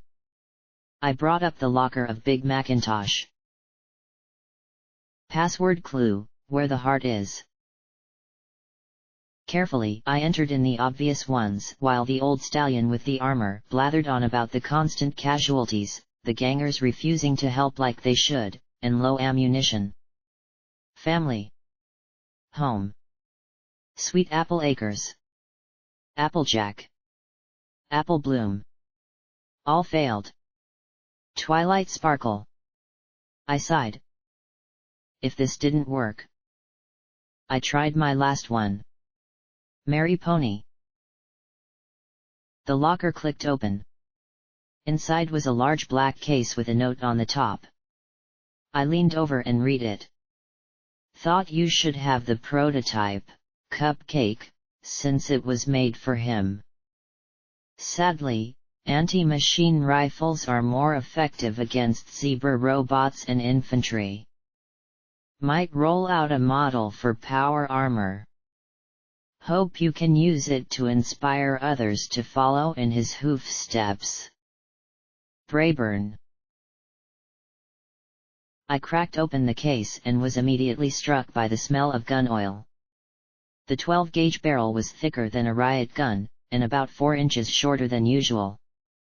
The full automatic action had a select fire for single, burst, or fully automatic fire. On the lid of the case rested the magazines, 2 double drums, each capable of holding 50 12-gauge rounds and fitted with selector switches allowing different types of ammo to be used. There was also a feeder chain connected to a 200-round ammo drum. The latter could only have been intended for use with a battle saddle. Inscribed on the barrel was a simple phrase, yup. I think you're gonna need more shotgun shells for that thing, Glory said over my shoulder. The grizzled stallion realized we weren't listening to him ramble on as he held the combat armor out to P-21. Wait, did you get those lockers in the back open? Nope. I said with a bald-faced lie, trying to hide the gun case behind my back, closing the locker with a hind hoof as carefully as I could. Anything there is the property of, he started to say with a frown. P-21 charged him, pinning him against the racks of armor and glaring into his eyes. Y'all. The stallion yelped. 9/10 and all that. Good, P-21 said, then met my gaze. What? Nothing, I said as we turned to go, shaking my head. I couldn't fault him. I wanted to trot the heck out of here, but as I looked out, a grey stallion with bars on his helmet was trying to rally more soldiers to get up on the roof and fight back the enemy. There were at least a dozen armed harbingers in there. Oh, to just teleport out. Stay close. I told them, and concentrated. I could do this. I could teleport my friends with. Flash, and I appeared next to Calamity. Yes, I knew. Next thing I knew I was flipping sideways through the air in a whole heap of pain, landing in a heap with my whole body alternating between pain and numb. Ah, horse apples, Calamity said as he rushed up, setting down Spitfire's thunder and immediately began pulling out freshly brewed healing potions. Why can't folks send me a memo when they're gonna dress up like the bad guys? That too much to ask. I chugged down half a dozen healing potions, thankful for their potency. That rifle hurt. Don't worry. You're just the latest in a fine tradition. I looked at the hole punched through the ceramic composite plate in my barding, then at my side, then out the opposite side. I gulped down another healing potion for good measure. If Calamity had taken a second to aim rather than shooting in reaction, I'd be dead. I need some whiskey. Then let's get out of here. He demonstrated he was the best of ponies by pulling out a half-full bottle of amber intoxicant and passing it to me. I wasted no time taking a hearty pull. I'm sorry about your friends, he murmured, taking off his hat. Then I blinked and realized there were only the two of us and the alicorn here. I upended the bottle. My bloodstream charged with healing potions and happy juice, I focused and teleported back where I had come. The grizzled stallion fell back again. Gah! What's with the flashing and the popping in and out and? Where are my friends? I demanded. He blinked at me several times, as if trying to figure out what I was asking. In the cafeteria, the grey doctor was peering at me with a sharp scowl. On the roof. Where else? The brute are picking up the attack. I'd get out of here myself if they wouldn't shoot me for trying. He said. Right. The roof. I trotted out and made my way to the stairs, past the second-floor offices into the third-floor quarters. Most of them had been broken into and looted long ago. I was depressed to see that Colonel Cupcakes was one of them. There was an injured soldier holding her guts and lying in the hallway. Roof? I asked, immediately passing her my last healing potion. She drank it at once and pointed to the end of the hall. As I walked down, a pink pony in my head immediately began waving a red flag, and I paused, considering one of the closed doors. Then, my eyes were drawn to the nameplate, the letters on it obscured by accumulated grime. I reached up and wiped the film off the metal. Sergeant Twist. The door was locked, and I mentally kicked myself. If only I had the time and skill. Friends first, though. At the end of the hall, a stair continued up and the chatter of bullets became louder. The roof was awash with brass and confused heaps of discarded ammo boxes. Sandbags along the roof's edge afforded some protection from the ground as the brood continued to press in from the west. The momentum had changed, too. The peek and retreat tactic I had noticed earlier had transformed into a more steady push. Dozens of augmented zebras were now out in the open, laying down a steady cover fire as they advanced. 50 ponies in battered combat armor milled about returning fire, some just hopelessly spraying their weapons into the advancing throng. Now was a time I really would have loved to have Calamity or Som with me. I drew out penance and searched my inventory for armor-piercing rounds. 24, better than nothing. I need AP ammo, I shouted to the pony next to me, who was firing bullets wildly with a levitated sniper rifle. What? She screamed, staring at me. AP. Armor piercing. I yelled. What's that? She asked, blinking at me in bafflement. I levitated out 3 bullets. Hollow point. Standard jacket. Armor piercing. These. Use these on their heads. I waved the third at her before loading and shoving out 2 sandbags, giving myself a firing hole. These weren't real zebras. They were organic killing machines. Not ponies. No souls. Still, I felt a squirm of unease as I aimed the crosshairs at the nearest zebra. It took 2 headshots for me to drop it. Then over to the next. 2 shots. The next. 2 shots and a reload. I glanced over at the other harbingers. Aim! I screamed at the top of my lungs. You won't kill these without a headshot. Use spark grenades if you have them. Still, there was chaos. One stallion seemed to be dumping brass in ammo crates, duct taping them shut, and tossing them at the enemy. A trio of cyber-winged zebras dove in a wedge straight at me in a strafing run.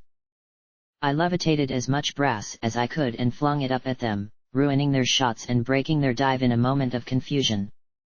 Their programming probably didn't account for this. Nor did it account for me drawing vigilance and teleporting in a flash onto one's back. I unloaded the magazine into the nearest one, the heavy bullets ripping through wings and hide and sending it crashing to earth. The last in the wing turned and opened fire on the one I rode, and I flashed off my current mount and onto the diving one, switching to duty and sacrifice. The old dueling pistols boomed in unison as I blasted it, and then I put the last 2 bullets in the head of the already injured last one just in case. I teleported back to the roof, popped open the revolvers, and started reloading. The click of the cylinders closing was accompanied by the thump of a dead cyber zebra hitting the roof behind me. A dozen harbingers had stopped fighting to gape at me, the corpse, and the air where I had been. What? I asked in annoyance. Fire! They won't stop just for that. Galvanized, the fight began to shift. Less panic and more discipline. I moved up and down the line to make it harder for their zebras to hit me as I looked for my friends. I spotted a Pegasus firing an anti-machine rifle with no heed for the recoil, the muzzle waving all over the place as she struggled. You've got to compensate for the recoil. Slow down. I bellowed at her. I'm trying. Energy weapons are easier. She yelled back at me in annoyance. Then Glory looked up at me, her purple eyes widening in surprise. About time you got back. Sorry. Teleporting is funny like. At that instant, 6 cyber unicorns flashed in around us, each with a pistol and, of all things, a sword. The 6 moved at me with terrifying swiftness and sureness, so this was what it was like being on the receiving end of augmentation. I lifted duty, sacrifice, and vigilance and got ready to kiss my ass goodbye. But Glory was faster. Abandoning the huge rifle, she drew the rainbow blaster and, with the smoothness of Sats, transformed one into a glowing bright nimbus of light. I gritted my teeth, preparing for pain as I fired the dueling pistols and my magic bullets at a pair. The barrage slammed into them, not fatally, perhaps, but enough to ruin their shots. But the other 3? They rushed in as one, pistol shots sending harbingers diving for cover as they stabbed at me in unison, their blades precisely aimed to pierce my heart, throat, and eye. I did the only thing I could and jumped away as hard and fast as I could. Unfortunately, the only direction of away was over the sandbags, and I found myself flipping into empty air. Did I mention I was on the roof of a 3-story building? With a whole bunch of brood advancing? Maybe that wild Pegasus wasn't the best idea.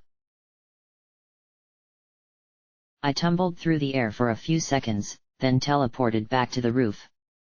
I had enough velocity that I slammed down on one of the cyber unicorns with a crunch that was only partially from me. The ones I had missed wheeled about without the good manners to be marginally impressed, but now the soldiers had gotten over their shock and came to my rescue, mobbing them and joining Glory. I staggered to my hooves as the remaining unicorns were dispatched. Get back to firing. That was a distraction. Go. I croaked, waving a hoof to the west. The soldiers rallied, fighting back with more vigor and determination. Glory knelt beside me. Have any healing potions? She asked as she poked my side, making me hiss in pain. Used my last on a mare downstairs, I confessed.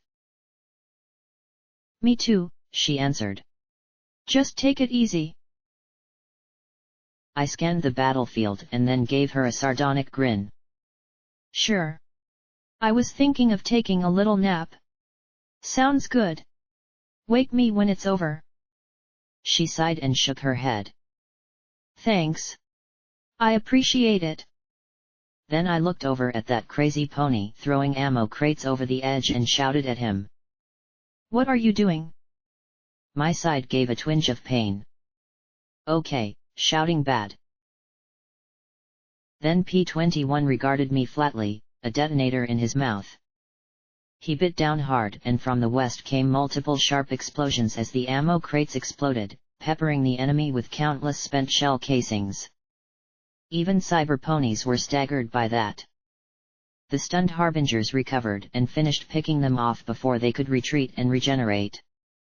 Sorry, I didn't realize you were enjoying yourself, P-21 said as he trotted to us and pulled out a healing potion for me. The harbingers began to give little cheers and shouts of joy. I wondered how happy they'd be if they knew that there were more coming. Still, a little hope was better than no hope. Let's get out of here, I said as I started for the stairs. If I was lucky, I'd be able to make it out of here without any more troob. Down in the 3rd floor hall, a solid wall of soldiers faced me. As scared and shaken as they were, they had more than enough force to liquefy us. I blinked at so many red bars, and one yellow. Hi, I said, giving the yellow bar a wave. Fortunately, it belonged to the pony with what I suspected was Colonel Cupcake's combat helmet on his head. Hopefully that meant he was the pony in charge of this firing squad. Let's not any pony do anything they're going to regret. I told you. P-21 and Morning Glory and the imposter we were warned about. the gaunt grey doctor said. I remember them from flank. Not many stallions with dots all over their flanks. Yes, I recognize both of them. You're the mare calling herself Blackjack, then? The officer asked in that tantalizingly familiar voice. I tugged off the helmet, tossing my mane before staring evenly into his eyes. P-21 scowled at him and gave a low growl. You! He spat. You raping bastard! P-21, I said evenly, my hind end clenching at that word. I kept my eyes on his, stepping closer. So? You were one of the 4 on the seahorse. He didn't answer, just gave a little nod. Captain Nails, he replied evenly. Thanks for helping out with the attack. I was in the neighborhood. It's sort of a thing I do. I swallowed hard. I spared your life, I said, hoping it was still possible for all 3 of us to get out of here. Why didn't I have alicorn teleportation that could yank a half-dozen ponies where I wanted? And I yours. Happy Horn, remember? He said as he kept my gaze. I'm so glad you 2 are acquainted. She's wanted by security. The doctor said with a roll of her eyes. Dead, as I recall. Her friends too. Nails didn't answer. Now that I could get a better look at him, I took in his brown and black mane. Earth pony, bigger than P-21, with a steady and thoughtful gaze. You spared my life, he said finally. The mare. That cyber thing. Never would have. She'd have been creative with killing us. He closed his eyes. You're the real Blackjack. Who cares? The doctor scoffed. The mare calling the shots wants her dead. I care. Nails snapped at her, making her back away. He frowned at me. If you're really Blackjack, then it's as he said. So I have 2 questions to ask. Is Steel Rain dead? I could have denied it. Remained vague, but really, I was just tired of lies. Tired of so damn much. Yes. Did you kill him? He asked me.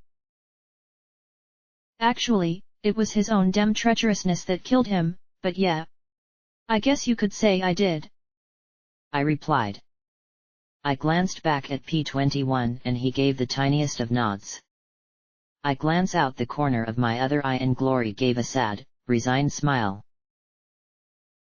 I see, he said and then looked at the soldiers and then back at me.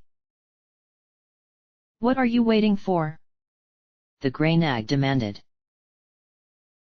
Making a decision, I murmured. Ha. Bulletin. Ga. W.A. The mare, Scalpels. That was the name. From flank. Blustered. Are you insane? She just said she killed him. Shoot now. Her magic glowed around the gun of the pony next to her. Nails fixed her with a cold, hard glare. Shut up. That cyber pony nag would shoot you without a second thought. His hoof smacked her horn, and she sat hard on her ass, holding her horn as her focus was shattered.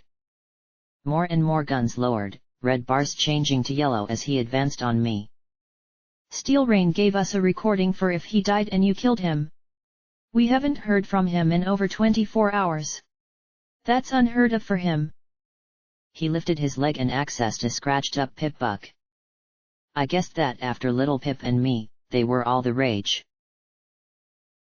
From his hoof came a familiar, warm voice that made me shiver. Hello. I don't have much time. I'm taking a squad of soldiers into the core and there's a good chance I won't make it out. I hoped that I could work the angles and take the core for all of us, but if you're playing this then that's just not going to happen. So if a pony comes out of the core that's not with us, I'm probably dead. You need to know that the Harbingers are a trap. All of it. That Dawn and her goddess, Cognitum, are using all of you as chumps. Just like they used me. Nails, you know security. You'll know the real deal. I put you in charge of the Harbingers. If you meet her and she's killed me, I want you. Well. Fuck. To be honest, I want you to nail her to the floor and fuck her ass a dozen times. Set up a conga line. I want you to chop her head off. And if her friends are there, kill them first. The recording laughed. Then kill that cybermare. The legate. The whole dem hoof. Kill 'em all. And Blackjack, if you're listening to this, I'll be waiting for you. The stallion on the recording said cheerfully. Then it clicked off. A loud sneeze might set things off. I didn't want to blast these guys, but I didn't see much choice. Everything hinged on a stallion who had nailed my hooves to the floor and raped me. Scalpels looked from Nails to me as we stared into each other's eyes, her head jerking back and forth so quickly, I thought the snapping of her neck might set everyone off. Well! She shrieked. Nails kept his eyes on mine. I knew that P-21 somehow had a grenade ready to fly and Glory was set to start blasting, but so were they. It felt like I was back in Happy Horn, and I mentally begged him to be the better pony. Keep your guns down, he said in a low but sure voice. What? Scalpels said, her voice sharp as griffin claws on a chalkboard. Cognitum is not here. This mare is. He snapped back. Cognitum gave her orders for us to fight to the last. Well, I will fight to the last, but only for a mare who deserves it. He faced me again. Can you help us any more? We'll be out of ammo in an hour or two and overrun if we can't get some reinforcements and resupply. I know a dozen other squads that are just as bad off or worse. I activated my broadcaster and found the tag. Golden Blood. A minute later, he rasped, Blackjack. I'm talking with an officer in the Harbingers at Miramare. They need our help. I want you to tell Big Daddy to reinforce them and keep her to try and get them more ammo. Lots of them are shot to hell, too. I informed him. A tiny smile formed in the corner of Nails's mouth. I regarded him a moment. Will you follow Big Daddy's orders? The smile disappeared. He's calling the shots in the fight for me. Can you? He obliterated my gang a year ago, the Nightmares, Nails said darkly, then closed his eyes and took a deep breath. You forgave me. I can work with him, at least. You. Scalpel's eyes bulged. She's going to kill you. All of us. Was she talking about me or Cognitum? In the eyes of my enemies, was there really any difference? No, she's not. Because I'm trying to help. I told the old mare. Help? She screeched. I remember the help you gave Flank. It was my home. Then you showed up, and it all went to shit. All because of you. Everything you do gets every pony killed. You're a fucking menace. You're a plague. A fucking monster. I stood there, hollow. I'm trying to do better, was all I could say. Ever think the whole hoof would be better off if you didn't? She hissed the question like acid. No, Glory said immediately, stepping forward. I know it wouldn't be. Scalpels balked as she went on. This valley is like an infected wound.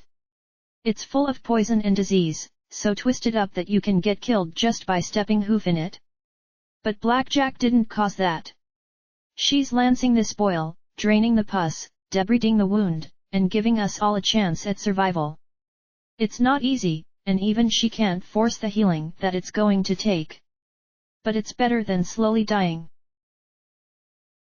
Cognitum's going to kill us all for this, Scalpels said quietly. Then, without another word, she turned and walked down the stairs. P21 looked at the rest of the harbingers. I know you're scared. I know you're angry. I'm an expert on fear and hatred. And I know how difficult and hard it is to change. Steel Rain, Cognitum, and Dawn don't change. They just want to go back to old Equestria, with the power and the war machines and the facade of normal life. Well, we don't. We're trying for a new Equestria. And we, all of us, need each other to do it. I know you're scared. I know you want to fight and kill and hurt those that hurt you. You can't. These brood aren't zebras. They're killing machines, and they're infinite. We have a plan to stop them. Do you really think you can? Nails asked. We stopped them now. We wouldn't be here if we didn't think it was possible. I told him. He shook his head.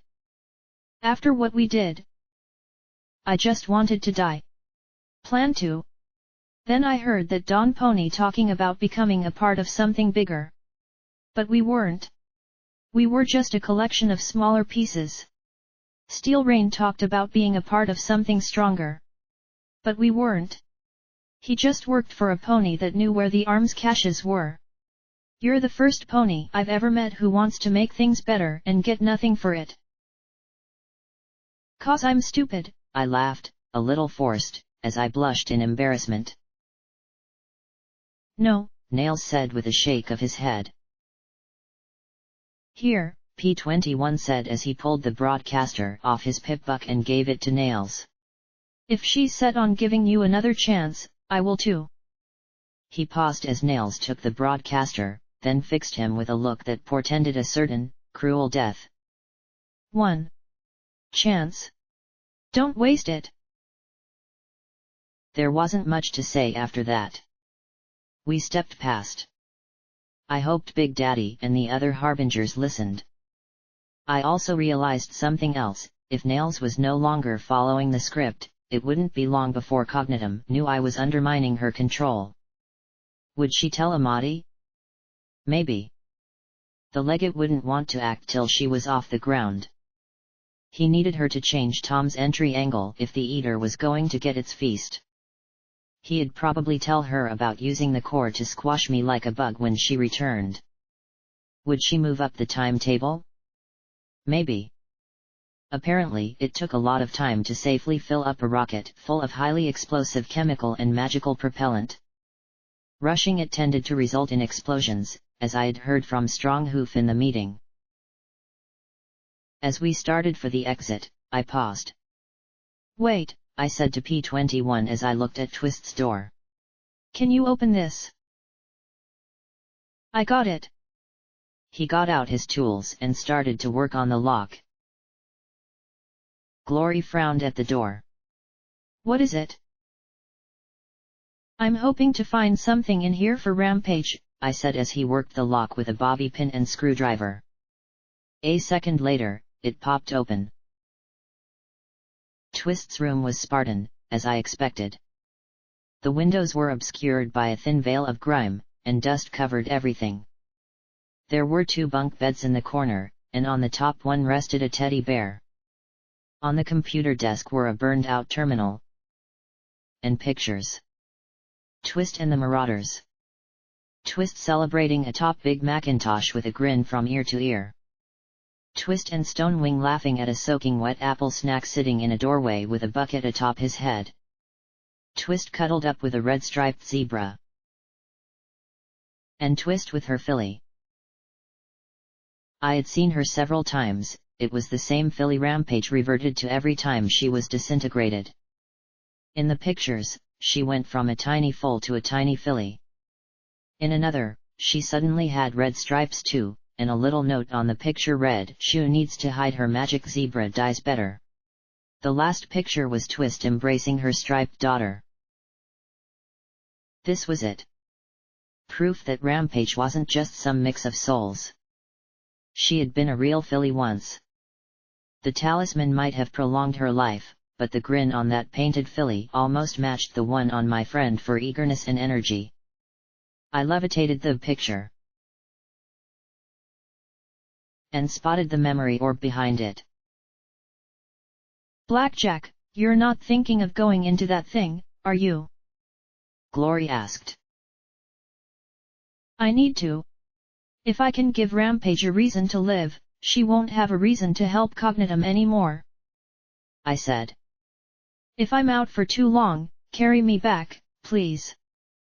I touched the orb to my horn before there could be any further argument.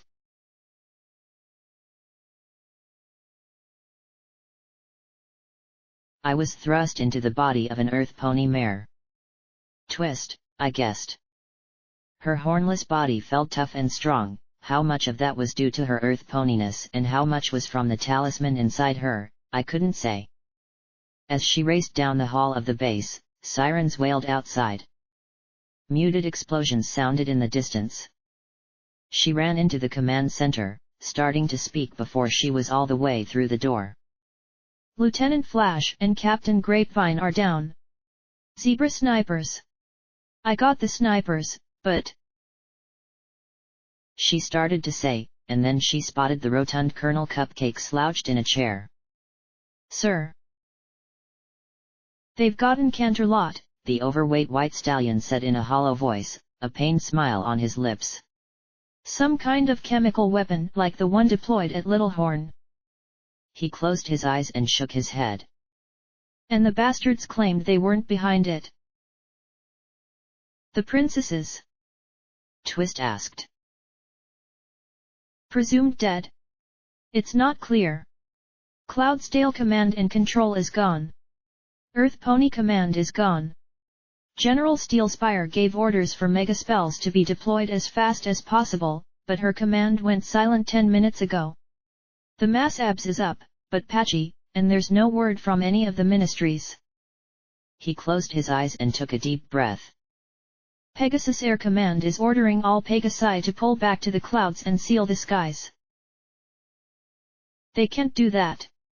Twist shouted. We need them. They're doing it. Rainbow Dash gave orders to help us, but they were countermanded. Since the military doesn't answer to the MOA, we're on our own. He sighed and closed his eyes. Twist, you need to evacuate. Evacuate. She stammered. Evacuate where? With the skies closed, there's nowhere left to go. The stables are sealed. Hoofington is silent. I can't reach anyone there. The lines are open, but every pony is gone. Go to the highlands. I doubt the zebras will waste a missile on played-out mines. You might have a chance if you go now and hurry. He gave a sad smile and saluted her. It has been an honor, Sergeant Twist, but I must relieve you of your duty. Your final orders are to get your daughter out of here and keep her alive at all costs. Sir.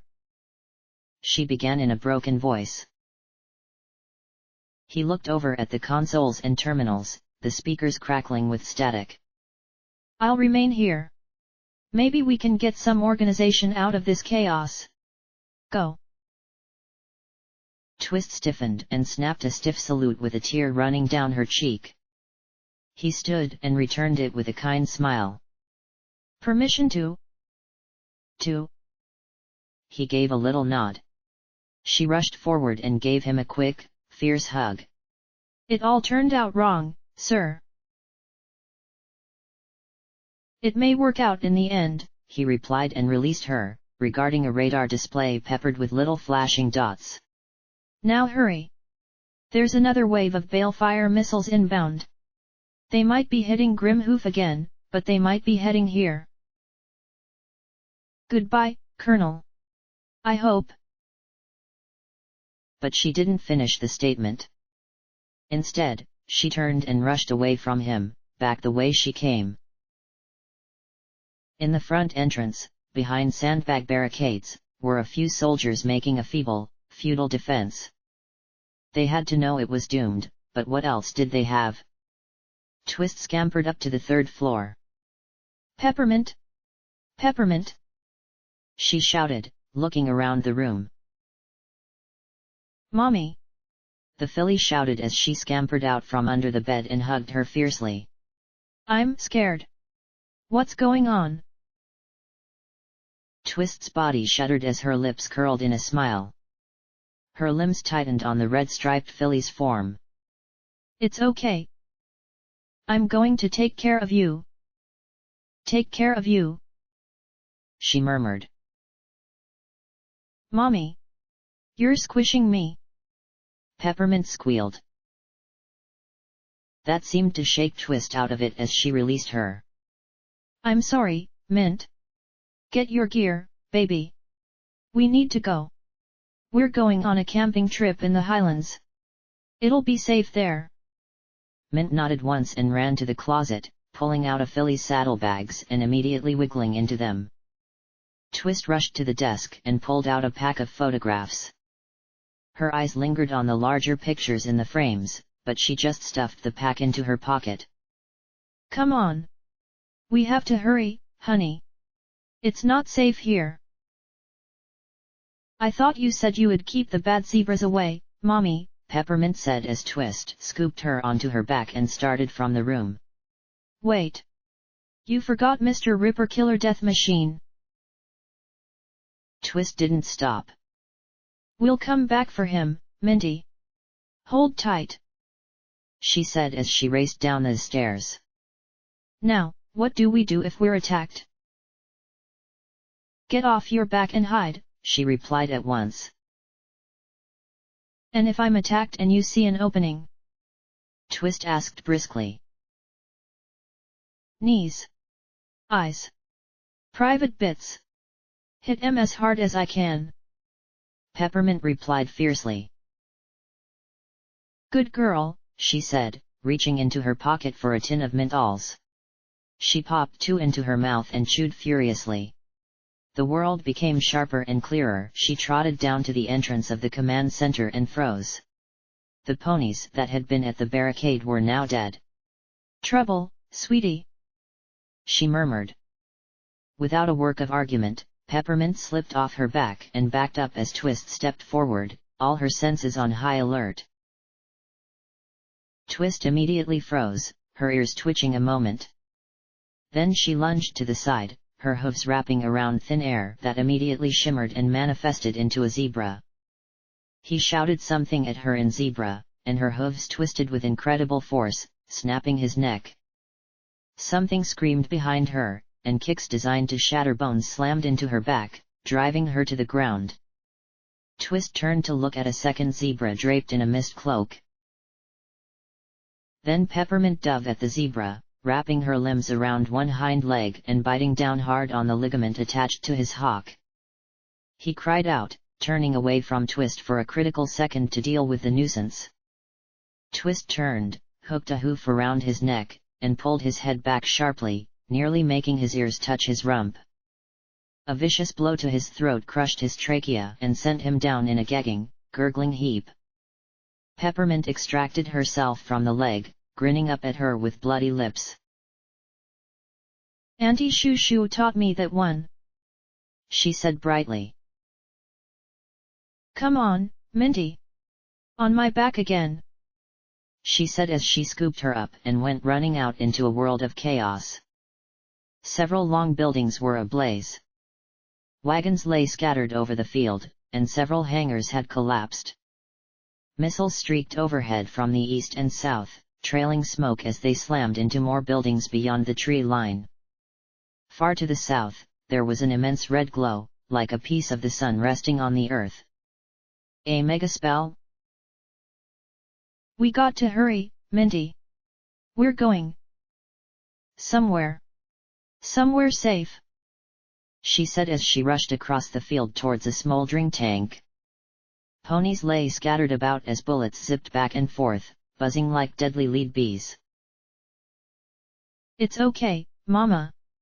I'm not scared, Peppermint said in her ear as they fled. Auntie Shoo said not to be.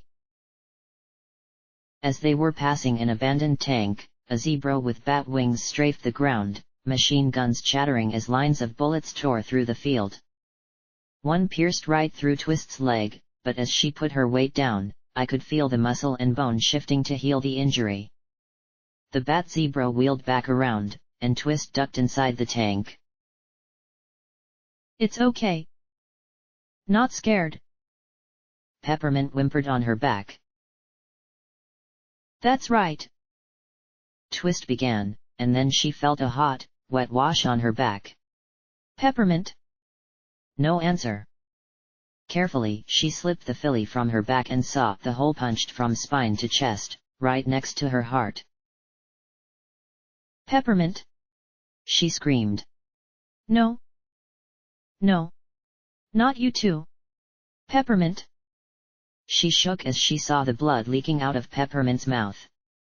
No. Please no. She wept. Then her eyes focused on the hole in her hind leg closing before her eyes. Peppermint! She reached down and seized a combat knife that had fallen on the floor and turned in towards herself. Peppermint!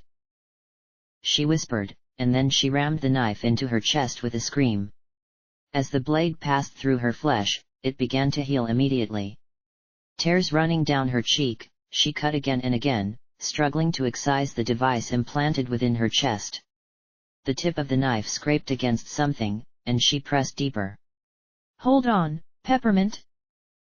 Hold on! She whimpered. She pried hard, levering against her ribs. Something tore, and a glowing glob connected to tendrils of flesh came free. Gasping and whimpering, she cut the very last connection to the heart. Abruptly, I was plunged into darkness. Then, slowly, I came to. Only now I was in an aching filly's body. Peppermint groggily got to her hooves and saw her mother as she lay there on her back, looking at pictures. The sounds of shooting had softened a little, and a terrible calm was filling the air. Mommy? Peppermint asked, her eyes wide and fearful at the weak way she slumped back against the wall of the tank. You're okay, Twist whispered, stroking her mane with a bloody hoof. You're going to be okay. Peppermint stood up and saw the horrible hole in her mom's chest. Her eyes rose to Twist's as tears ran down her cheeks. You're not. You need medicine, Mommy. You're hurt. Shh. I'm fine, she whispered. Such a brave and strong girl. I want you to promise me. Promise me you'll live. That you'll have a house and a family and a life. Please. I promise, Mommy. I promise. But you need a doctor, Mommy. She begged, sniffling. Shh. Shh. It's okay. She whispered as she kept petting her mane. It's not okay. You're hurt. She sniffed. I don't want you to die. Shh. Twist said quietly. It's okay. Sometimes mommies get hurt to save the lives of their babies. Peppermint hugged her as she wept, and then the hoof stroking her mane stilled. Mommy. She pulled away, looking at her still form. At the other hoof holding photographs to her chest. Mommy. A smile lingered on the corner of her mouth. Then there was a colossal roar and a terrible pain in her head, and everything returned to black.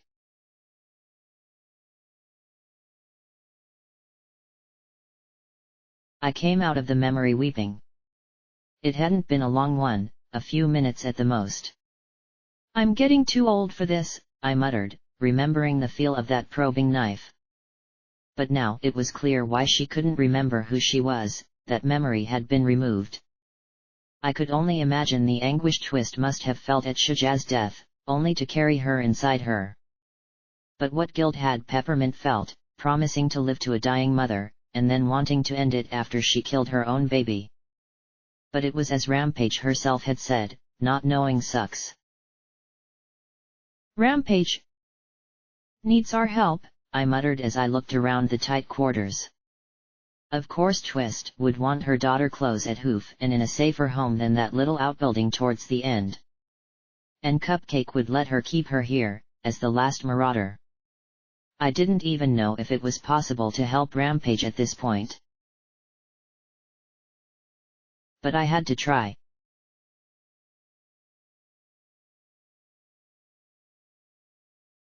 We returned to Star House. Charity had delivered several cardboard boxes of supplies. Healing potions, 12 7mm and 12-gauge ammunition in a variety of flavors, food and bottles of water, spark grenades and wonder glue. And, of course, a bill. To be paid if you live was scribbled at the bottom.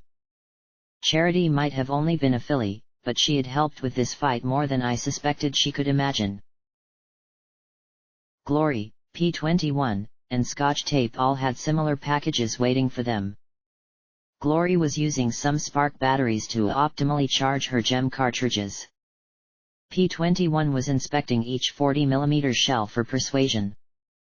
Scotch Tape examined her array of tools, spanners, hammers, duct tape, wonder glue, turpentine, and other equipment. No pony talked. P21 cleared his throat. I'm coming with you, Daddy, Scotch Tape declared flatly. Don't tell me to stay where it's safe, 'cause nowhere is. I'm coming and I'm helping and that's that. P21 froze, mouth open, then closed it again. He glanced at me, but all I could do was smile and shrug. Send her away or take her with us, either way was risky. Stick close to me, he told her. I don't want anything to happen to you. The words hung over us like a shroud. I could only focus on loading 12-gauge slugs into the ammo drums. Then the door opened, and Boo sauntered in. I immediately smiled. Hey! There you are! I wondered where you had got off to. Boo beamed a smile and then turned and said outside, "Come in." What? I began to say when Homage, Calamity, Velvet, and Ditzy sauntered in. Oh, hi. I said weakly. Is something they? But they weren't the end. After them came Big Daddy, Brutus, Candlewick, Dazzle, and Stormfront. Where do you want us to put this grub? Big Daddy asked as he gestured to boxes of food carried casually on Brutus' back. Over there, I murmured, gesturing at the long dining table. But we have more than. Again, my words died out as Triage, Sagittarius, Virgo, a red earth pony mare with a flame cutie mark I guessed was Aries, and a limping green pony I hadn't seen in months, Leo, trotted in. Triage and Sagittarius levitated a wooden tub with Capricorn and Pisces waving at me. Tell me where I can set them down. They're heavy. Triage grumbled. Thrush staggered in after them with her crew carrying boxes of sloshing bottles. What are you? I stammered. But there were still more ponies.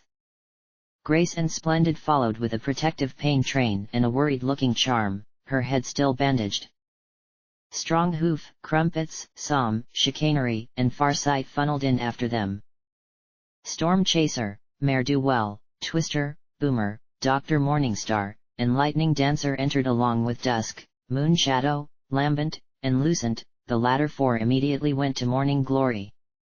Charity, Bottle Cap, and Keeper arrived with even more food on their back, and behind them was a horde of colts and fillies, Sonata, and Adagio bearing Octavia on their backs. The house overflowed, and so the crowd spilled outside. I saw Whisper and Stygius, Tenebra, and Persephone, and the still blind Hades clustered together with the yellow Pegasus trying to get the four close to the others. The ghouls Windclop the mayor, Willow the security mare, Velvet the... What did you call a pony who made naughty underwear anyway? And boing! Harpika and the ghoul fillies and colts immediately joined them in polite and civilized conversation. Rover, Nar, and Fifi kept a little pocket of clear space around themselves as still others arrived. Silver Spoon, Xanth, Carrion, Cerberus, and Snails trotted and floated up to the house as well. I spotted a restored Sweetie Bot alongside a holographic Apple Bloom whose appearance flickered in and out to reveal the mechanical filly beneath. Apple Bot? But they... Horrifying images of Cognitum packing them with balefire eggs and detonating them in the crowd or spying through their mechanical eyes to find the perfect time and place to fire a raptor's guns swept through my head. "It's okay, Blackjack," Triage said from beside me with a nod to Rover off in the crowd. My fears must have been apparent on my face as I gaped at the pair of machines. "We checked them as soon as they showed up. They're not broadcasting to anyone. No nasty surprises, either. Some funny tech in the white one, but if they get out of hand..." She casually checked the pack on her beam pistol, and Rover scraped his formidable metal claws together. "They won't be any trouble." That was a little bit of a relief, even if it didn't explain where they came from. Definitely something I should ask about, but if they were safe, it could wait. More urgent was the question of where everyone here came from. Almost everyone I knew was gathered around us. "What's..." I looked down at Boo. "What's going on? Isn't it obvious?" Big Daddy said. "Tomorrow morning we're going to battle. So we have two choices," Storm Chaser said deeply. "To ponder the imminent battle ahead with sobriety and grim contemplation. Or get shit-faced drunk and spit in the face of death and enjoy ourselves 'cause tomorrow we're fucked," Thrush exclaimed. "And while we know you might prefer the former," Homage said with a sad smile, "the latter will probably do you a whole lot more good," Triage commented around her cigarette. "Us too." "So?" The white blank grinned eagerly, then leapt up in the air and yelled, "Leads! Party!" Once again, Star House was home to a celebration grossly inappropriate to the wasteland. It was a rude gesture at despair and sober reality. Any second, the nightmare might begin. Heck, if I were Cognitum and still in the core, I'd incinerate the whole house and all of us in one blast. But none of that seemed to matter here. People needed celebration and joy in the wasteland. And so while I tried to smile and enjoy myself, I kept turning a wary eye out for a flash of silver or an ominous red alicorn shape. But that didn't mean others couldn't have fun. The two strange ponies from Flank had set up a table and plugged cables into Applebot, who had deployed two large speakers from her sides, and begun to play thumping, lively music with Sweetie Bot providing live vocals. I just hoped they were waterproof in case the Huffington weather decided to join this party too. Whisper tried to drag Tenebra into the middle of everyone to dance, but the bat pony pulled free and made off into the crowd. Instead, Whisper returned to Stygius who, to his credit, gave as good as he got on the impromptu dance floor. Was it just me, though, or was Whisper a little, well, radiant? It was probably just me. Stormfront and P-21 sat off to the side, each drinking and beer and nodding to each other. Brutus, Strong Hoof, and Pain Train engaged in a flex-off. Charity and Bottlecap abstained from the festivities but seemed to enjoy keeping the food and drink flowing. Repeatedly, Charity tried to tally up the drinks and meals served, and repeatedly Bottlecap stopped her, reminding her sibling that this was on the house. It seemed to cause Charity pain. Calamity, Chicanery, Ne'er-do-well, and Storm Chaser talked about the future of the Enclave and Thunderhead. Homage and Velvet chatted with Grace and Splendid, what did you call a collective of unicorns?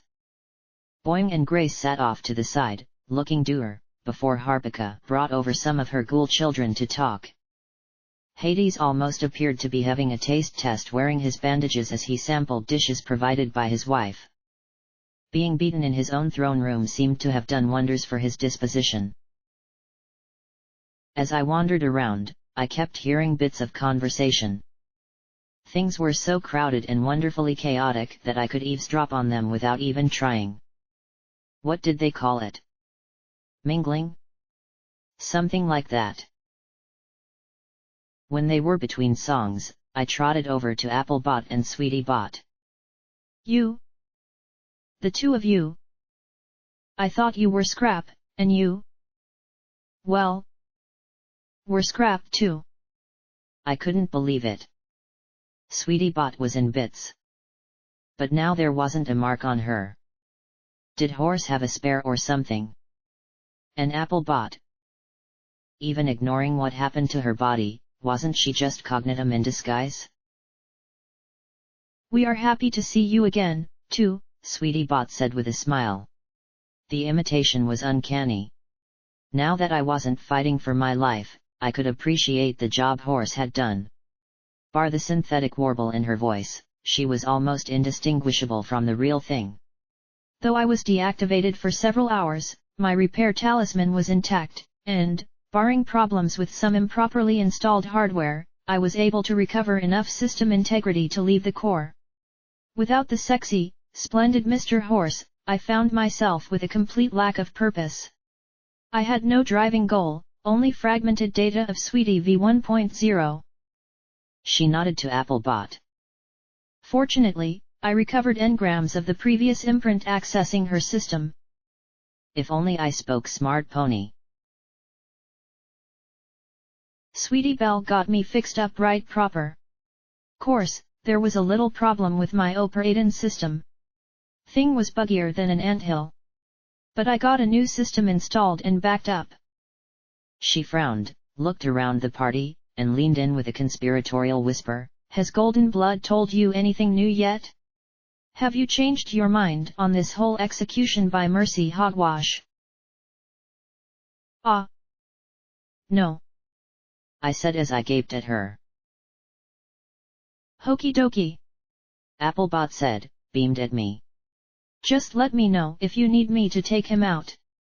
I can't do it as creatively as I could in the pod, but I'll try my best. You installed the Megastable interrogation program into her? I asked SweetieBot. Yes. It was a challenge, but the program was remarkably stable. SweetieBot said brightly, as if I had just paid her a compliment. And it had all of Applebot's old files. I think the two integrated well. Applebot hung her head a little. Darn sorry for the fibs I told, but I didn't have no choice. I had to do what she wanted. I sighed and shook my head. Robots. Well, I'm glad you two are free now. Are you going to help with the fight? I didn't see a lot of weapons on either of them. Well, Applebot began, if she tries to use that pipbuck to access the mass EVs, we can try and mess with her. But otherwise, I don't think we'll be able to do much. Sorry. She sounded a touch down, but then she brightened. Instead, I'm going to do my best to find out every dirty and underhanded secret in the wasteland. And we're going to need a SCOO tablet. Maybe one of those sentry robots.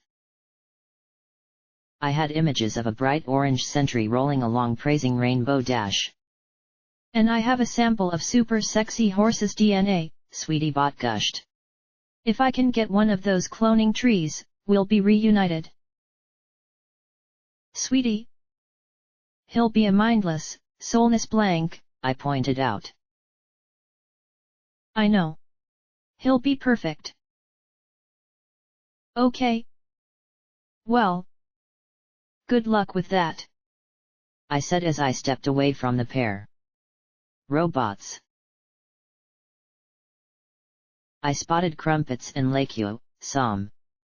She was Som. I spotted them off to the side and tried to approach. Still loves you, you know.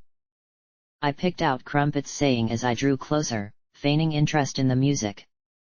I know it's a ball ache listening to him going on about love everlasting and all that, at least for me, but he means it.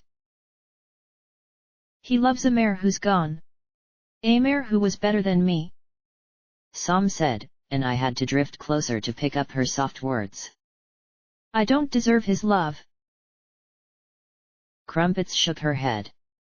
How'd you get so bloody fucking lucky and so sodding leatherhead at the same time? The yellow mare thumped Sam's chest. He fackin' loves ya. You have any idea how bleedin' rare that is? Not likes ya. Not wants to mount you and shag you proper. Love. Real fackin' deal. But you're standing here saying you don't deserve it. What's wrong with you? I don't deserve it. Don't you understand? Sam said, flushing. He's so much better than me. He's not a saint, you right big purple pillock. He's done things he ain't proud of. So have I. So have you. So what? It's not about what you deserve.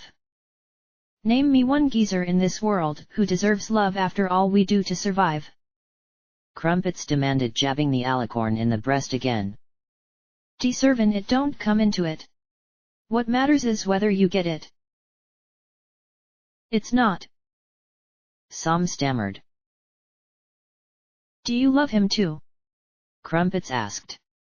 Are you only into mares? Just not interested right now? No. He's wonderful. He's caring. He's noble. Sam replied. Then take what he's giving you and enjoy it as long as you can. Sure, you did some grim shit, but so what? You ain't special there, darlin'. If he forgives you and accepts you, then that's all that bloody matters, you dozy git. Crumpets sighed. Some of us would sodding kill for what you've been given. She turned and trotted away. Sam started away in the other direction, but I trotted up to her. She's right, you know. Eavesdropping is a bad habit, Sam said with a grumpy little pout. Yeah. I'm full of those. Setting off balefire bombs. Wanton megaspell-assisted vandalism. Eavesdropping. If we get carts running on the road again, I can add jaywalking to the list, and then I'll have the full set. I said as I walked in front of her. She's still right. Strong hooves is a good pony. You're a good pony. You'll be better together. How can you say that? Blackjack. You know what I did? Sam said with a touch of anguish. You killed Big Macintosh, I answered, making her flinch. We all make mistakes, Sam. Some of them huge. Some we can never forgive ourselves for. But I turned and looked at the huge, strong, tiny horned unicorn and paused. He reminds you of Big Macintosh. That's what's wrong. Sam closed her eyes and gave a little nod.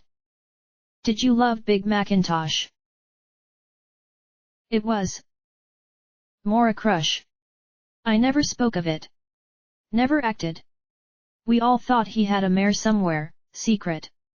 But still, I dreamed of being with him. And then I killed him. As good as he was. As much as I loved. I killed him. How could I dare to love again after doing that? Sam said, striding from the party to hide her anguish. You dare because you can. Because love is so rare that when you have it, you hold it as best you can. Because losing it. I sighed and shook my head. I wish it was about deserving. It would be so much easier if it was that simple. Love is precious, fleeting, frustrating, wonderful, terrifying, and above all, worth it. Besides, After tonight, there may not be a tomorrow. Sam wiped her eyes and stared across the party at where Strong Hoof laughed jovially with the others. Perhaps. I opened my saddlebags and pulled out Penance's case. I want you to have this back, Sam. I can't use it like you can, and in the upcoming fight, I think you'll need it. She froze, staring at it. How? How could you? How can I? She muttered, half in horror. I stood and held her shoulders, gazing into her eyes. I can, because I know you're strong enough to carry it. And I know you're strong enough to use it, because you don't want to repeat your mistakes. Forgive yourself, Sam. I know that Big Macintosh would forgive you if he were here. I pushed the case into her hooves. If you can't, or won't, give it to some pony who can. But it should be a better pony than me. I will think about what you have said, Sam murmured, barely audible above the noise. Then she turned and walked away, floating the case beside her. I hoped she came to terms with it. Hating and denying yourself happiness because of past mistakes didn't do anything to help overcome pain like that. I kept mingling. I overheard Velvet, Homage, and Grace talking about babies, with Splendid looking like he was contemplating chewing his leg off to escape the conversation. Off to the side, Xanth pranced quite happily to the music. Then she spotted me watching her and immediately flushed. Hiding now, the suit piped, and when I blinked, she was gone. The Griffins are sitting this one out, Carrion told General Storm Chaser over by the door to Star House. The Talons came because of money, but most of my people remember the Great War. They won't get involved this time. That's too bad. We're going to need all the help we can get. Storm Chaser said with a frown. You would think that with the end of the Enclave, they'd be glad to get involved again. You would think that, Carrion countered. You're a pony. But 200 years of battle has left a bitter taste in our mouths. Our people lived in Equestria, were even a part of it, but we aren't ponies. There's some that just want to watch the battle play out and then finish off whoever wins. They think they can. Storm Chaser scowled. Their leaders do. Time will tell if they can pull together the support to actually make it happen. Carrion said with a shrug. Then they spotted me and looked at me coolly. I gave a sheepish smile and pretended to be interested in a whiskey mixer. Actually, never mind the pretending. The whiskey helped me think about what I had just heard. That was a depressing thought. Winning the battle tomorrow just to have another battle. And another. And another. But why should our fight tomorrow be the end of all fights? That was hardly realistic. There would always be conflict and strife of some sort or another. Twilight had nightmare moon. The princesses had struggled with discord. The ministries with the zebras. Who knew what battles would come, who would face them, or how they would win? Face the battle in front of you, Black Jack, I thought, and make sure the world gets a chance for those battles tomorrow. I continued through the celebration. Velvet Remedy was now having an argument with P21 about whether it was appropriate for Scotch Tape to fraternize with Adagio and Allegro. P21 asked if there was an age at which a filly could give Filladio to multiple partners without parental approval that he wasn't aware of, and if Velvet would instruct her own child of such. I stayed clear of that one. If Scotch Tape wanted to fool around and had her implant, good on her. Ambitious to tackle two at once, though, I'd never have had such an opportunity at her age. Then I spotted Candlewick and Dazzle talking, the scarred stallion in the red fire coat giving awkward smiles as the mare remained polite. Maybe even a little interested. Good for, then Toaster approached the pair and Dazzle immediately backed off and moved away. I headed closer, pretending to be interested in the music again as I listened. What is the matter with you, Candle? Getting sweet on a flasher? Bad move, bro, bad move. Toaster said as he leaned towards him. We're going on a mission tomorrow, Candlewick countered with a scowl. Yeah. No doubt. But you got to be thinking about things after the mission, brother, cause if you're smart, you'll make sure that you're the only pony that walks out of that bunker. Things are gonna change around here, bro, and you can't be thinking with your dick over some mare that doesn't give a fuck about you. Toaster said with a dark chuckle. It's not like that. Candlewick protested. Oh, but you wish it was. Toaster leered at him, leaning in. Look at you. You're a fucking steak, well done. You would like her to do you a little more though. It's fucking branded on your face. Get a clue. Flashers fuck who they want to fuck, and that ain't a pony who looks like a ghoul. Little bitches give a I was raped sob story and then shoot you in the back for your caps. Well, the flashers are done. They just don't know it yet. They still don't have a new leader since Diamond got squashed flat. Psycho Shy's more interested in fucking that bat pony. Blackjack's way out of their league. They're gonna be toasted. So don't get too attached, bro. He trotted away, leaving an anguished Candlewick as he stared across the party at where Dazzle was talking with Whisper. Asshole, a stallion muttered beside me, and I jumped, the navy blue storm front having snuck up beside me. The Pegasus glanced at me and then in the direction Toaster went. Toaster has more ambition than's healthy for him. Dreams of seeing himself in Big Daddy's position. He keeps the burners together, but that's about all the good you can say about him. Is he right?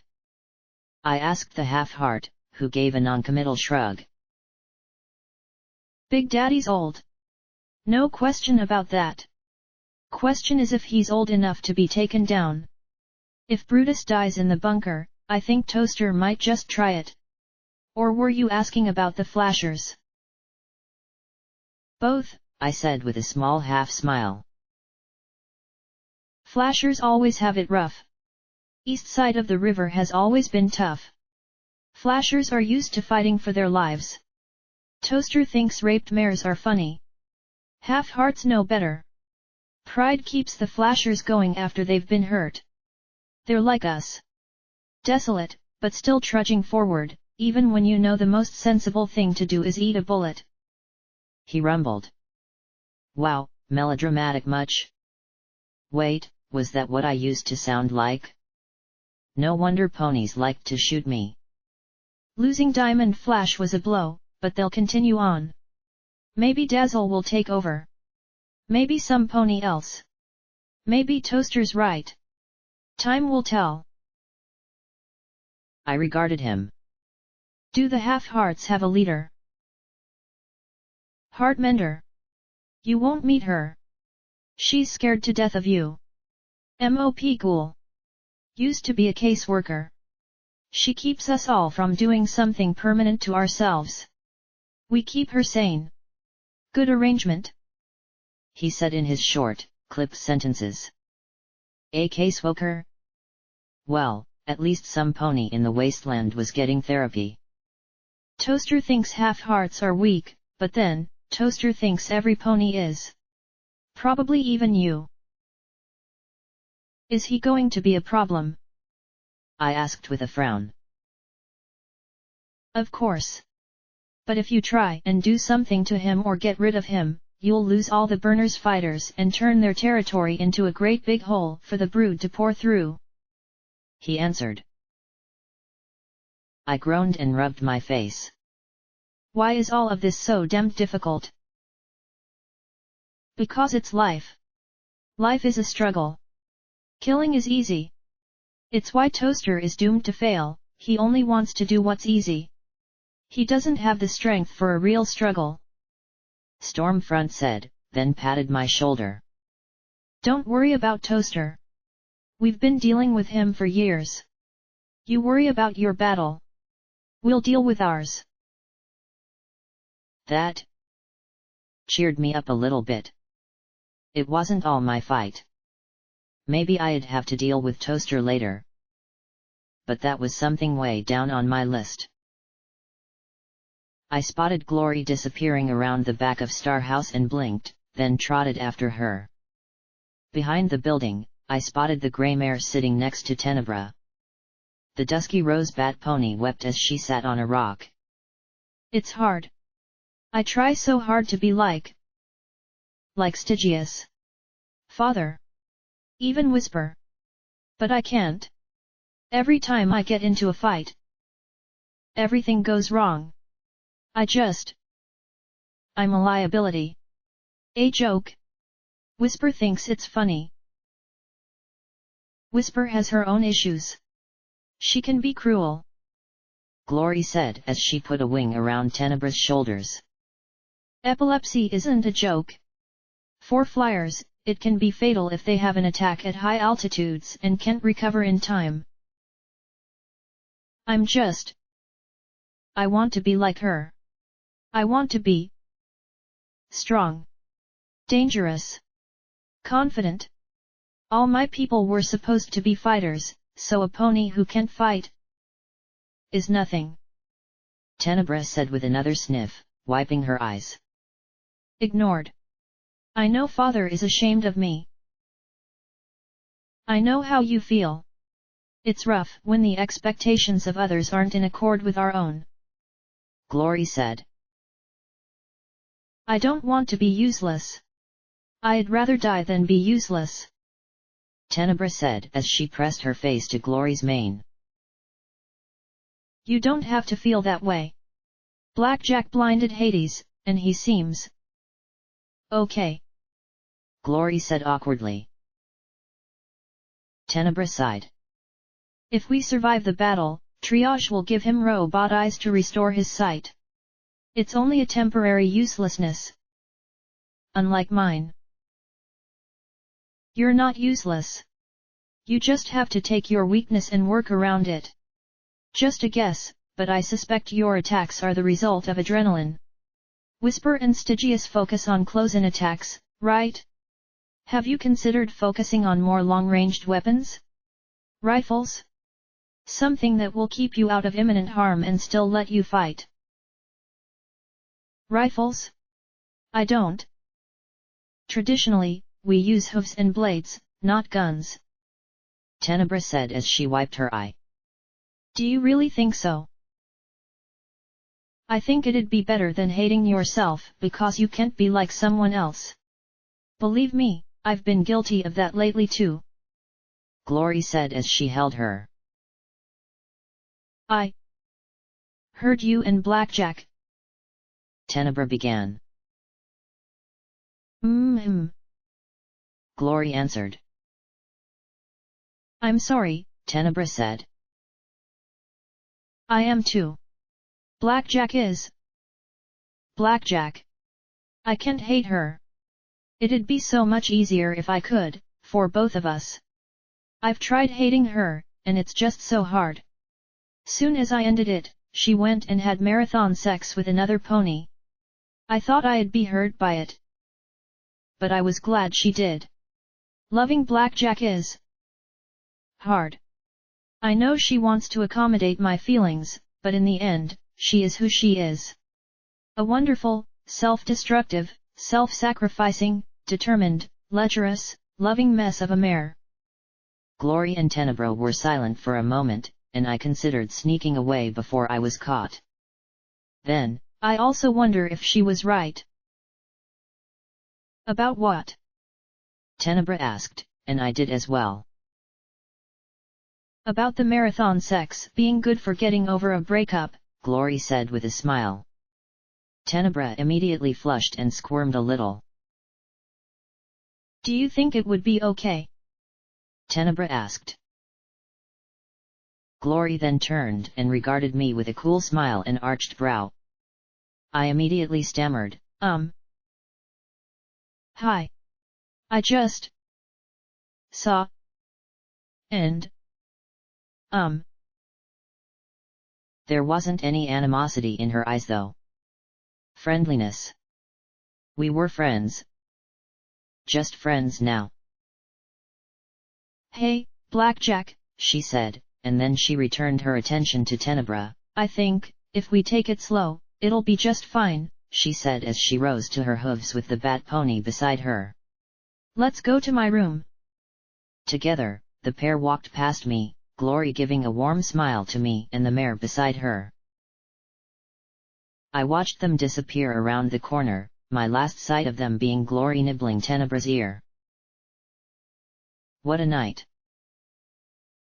Though there was one pony I hadn't seen yet. I checked my pip-buck and found his tag. There he was.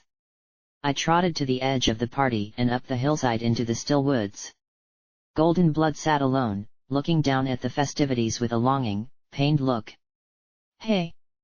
This is my brooding spot, I said as I sat down beside him. I've never been good with social functions, he answered. Besides, I was here first.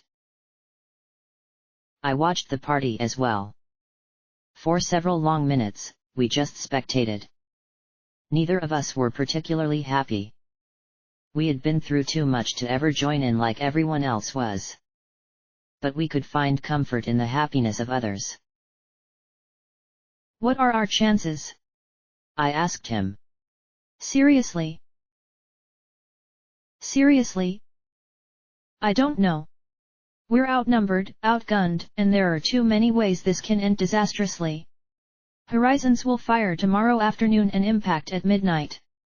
If the trajectory isn't altered, sooner, we may all die. But I do know that there is no way to calculate success at this point. We will win, or we will lose. 24 hours. I should have been shocked. But really, considering how my life had gone. When will Cognitum leave? I asked. It takes a lot of time to fuel a rocket safely. Dawn, at the soonest.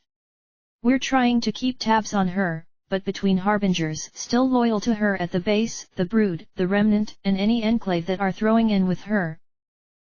Well, it's been difficult. It seems wrong to have a party now, I said. He checked his pip-buck. It doesn't matter. We won't be ready to attack until morning either. So folks may as well be happy. He nodded towards the celebration. You should go. It's not good for the leader to hide during events like this. Luna always made that mistake. I rose, extending a hoof to him. Only if you come with me. He stared at it for a long moment, then reached out and took it. Life was messy. A tangled perplexity that kept you constantly wondering what came next. Even in a moment where people weren't shooting at each other, you couldn't escape the rushing, twisting, churning, chaos of it all. Boo had been right. A party was exactly what we needed right now. Life was a party, and while you may not always have fun, it was still preferable to the alternative. So together, Golden Blood and I rejoined the mess, as the celebration pressed on towards oblivion.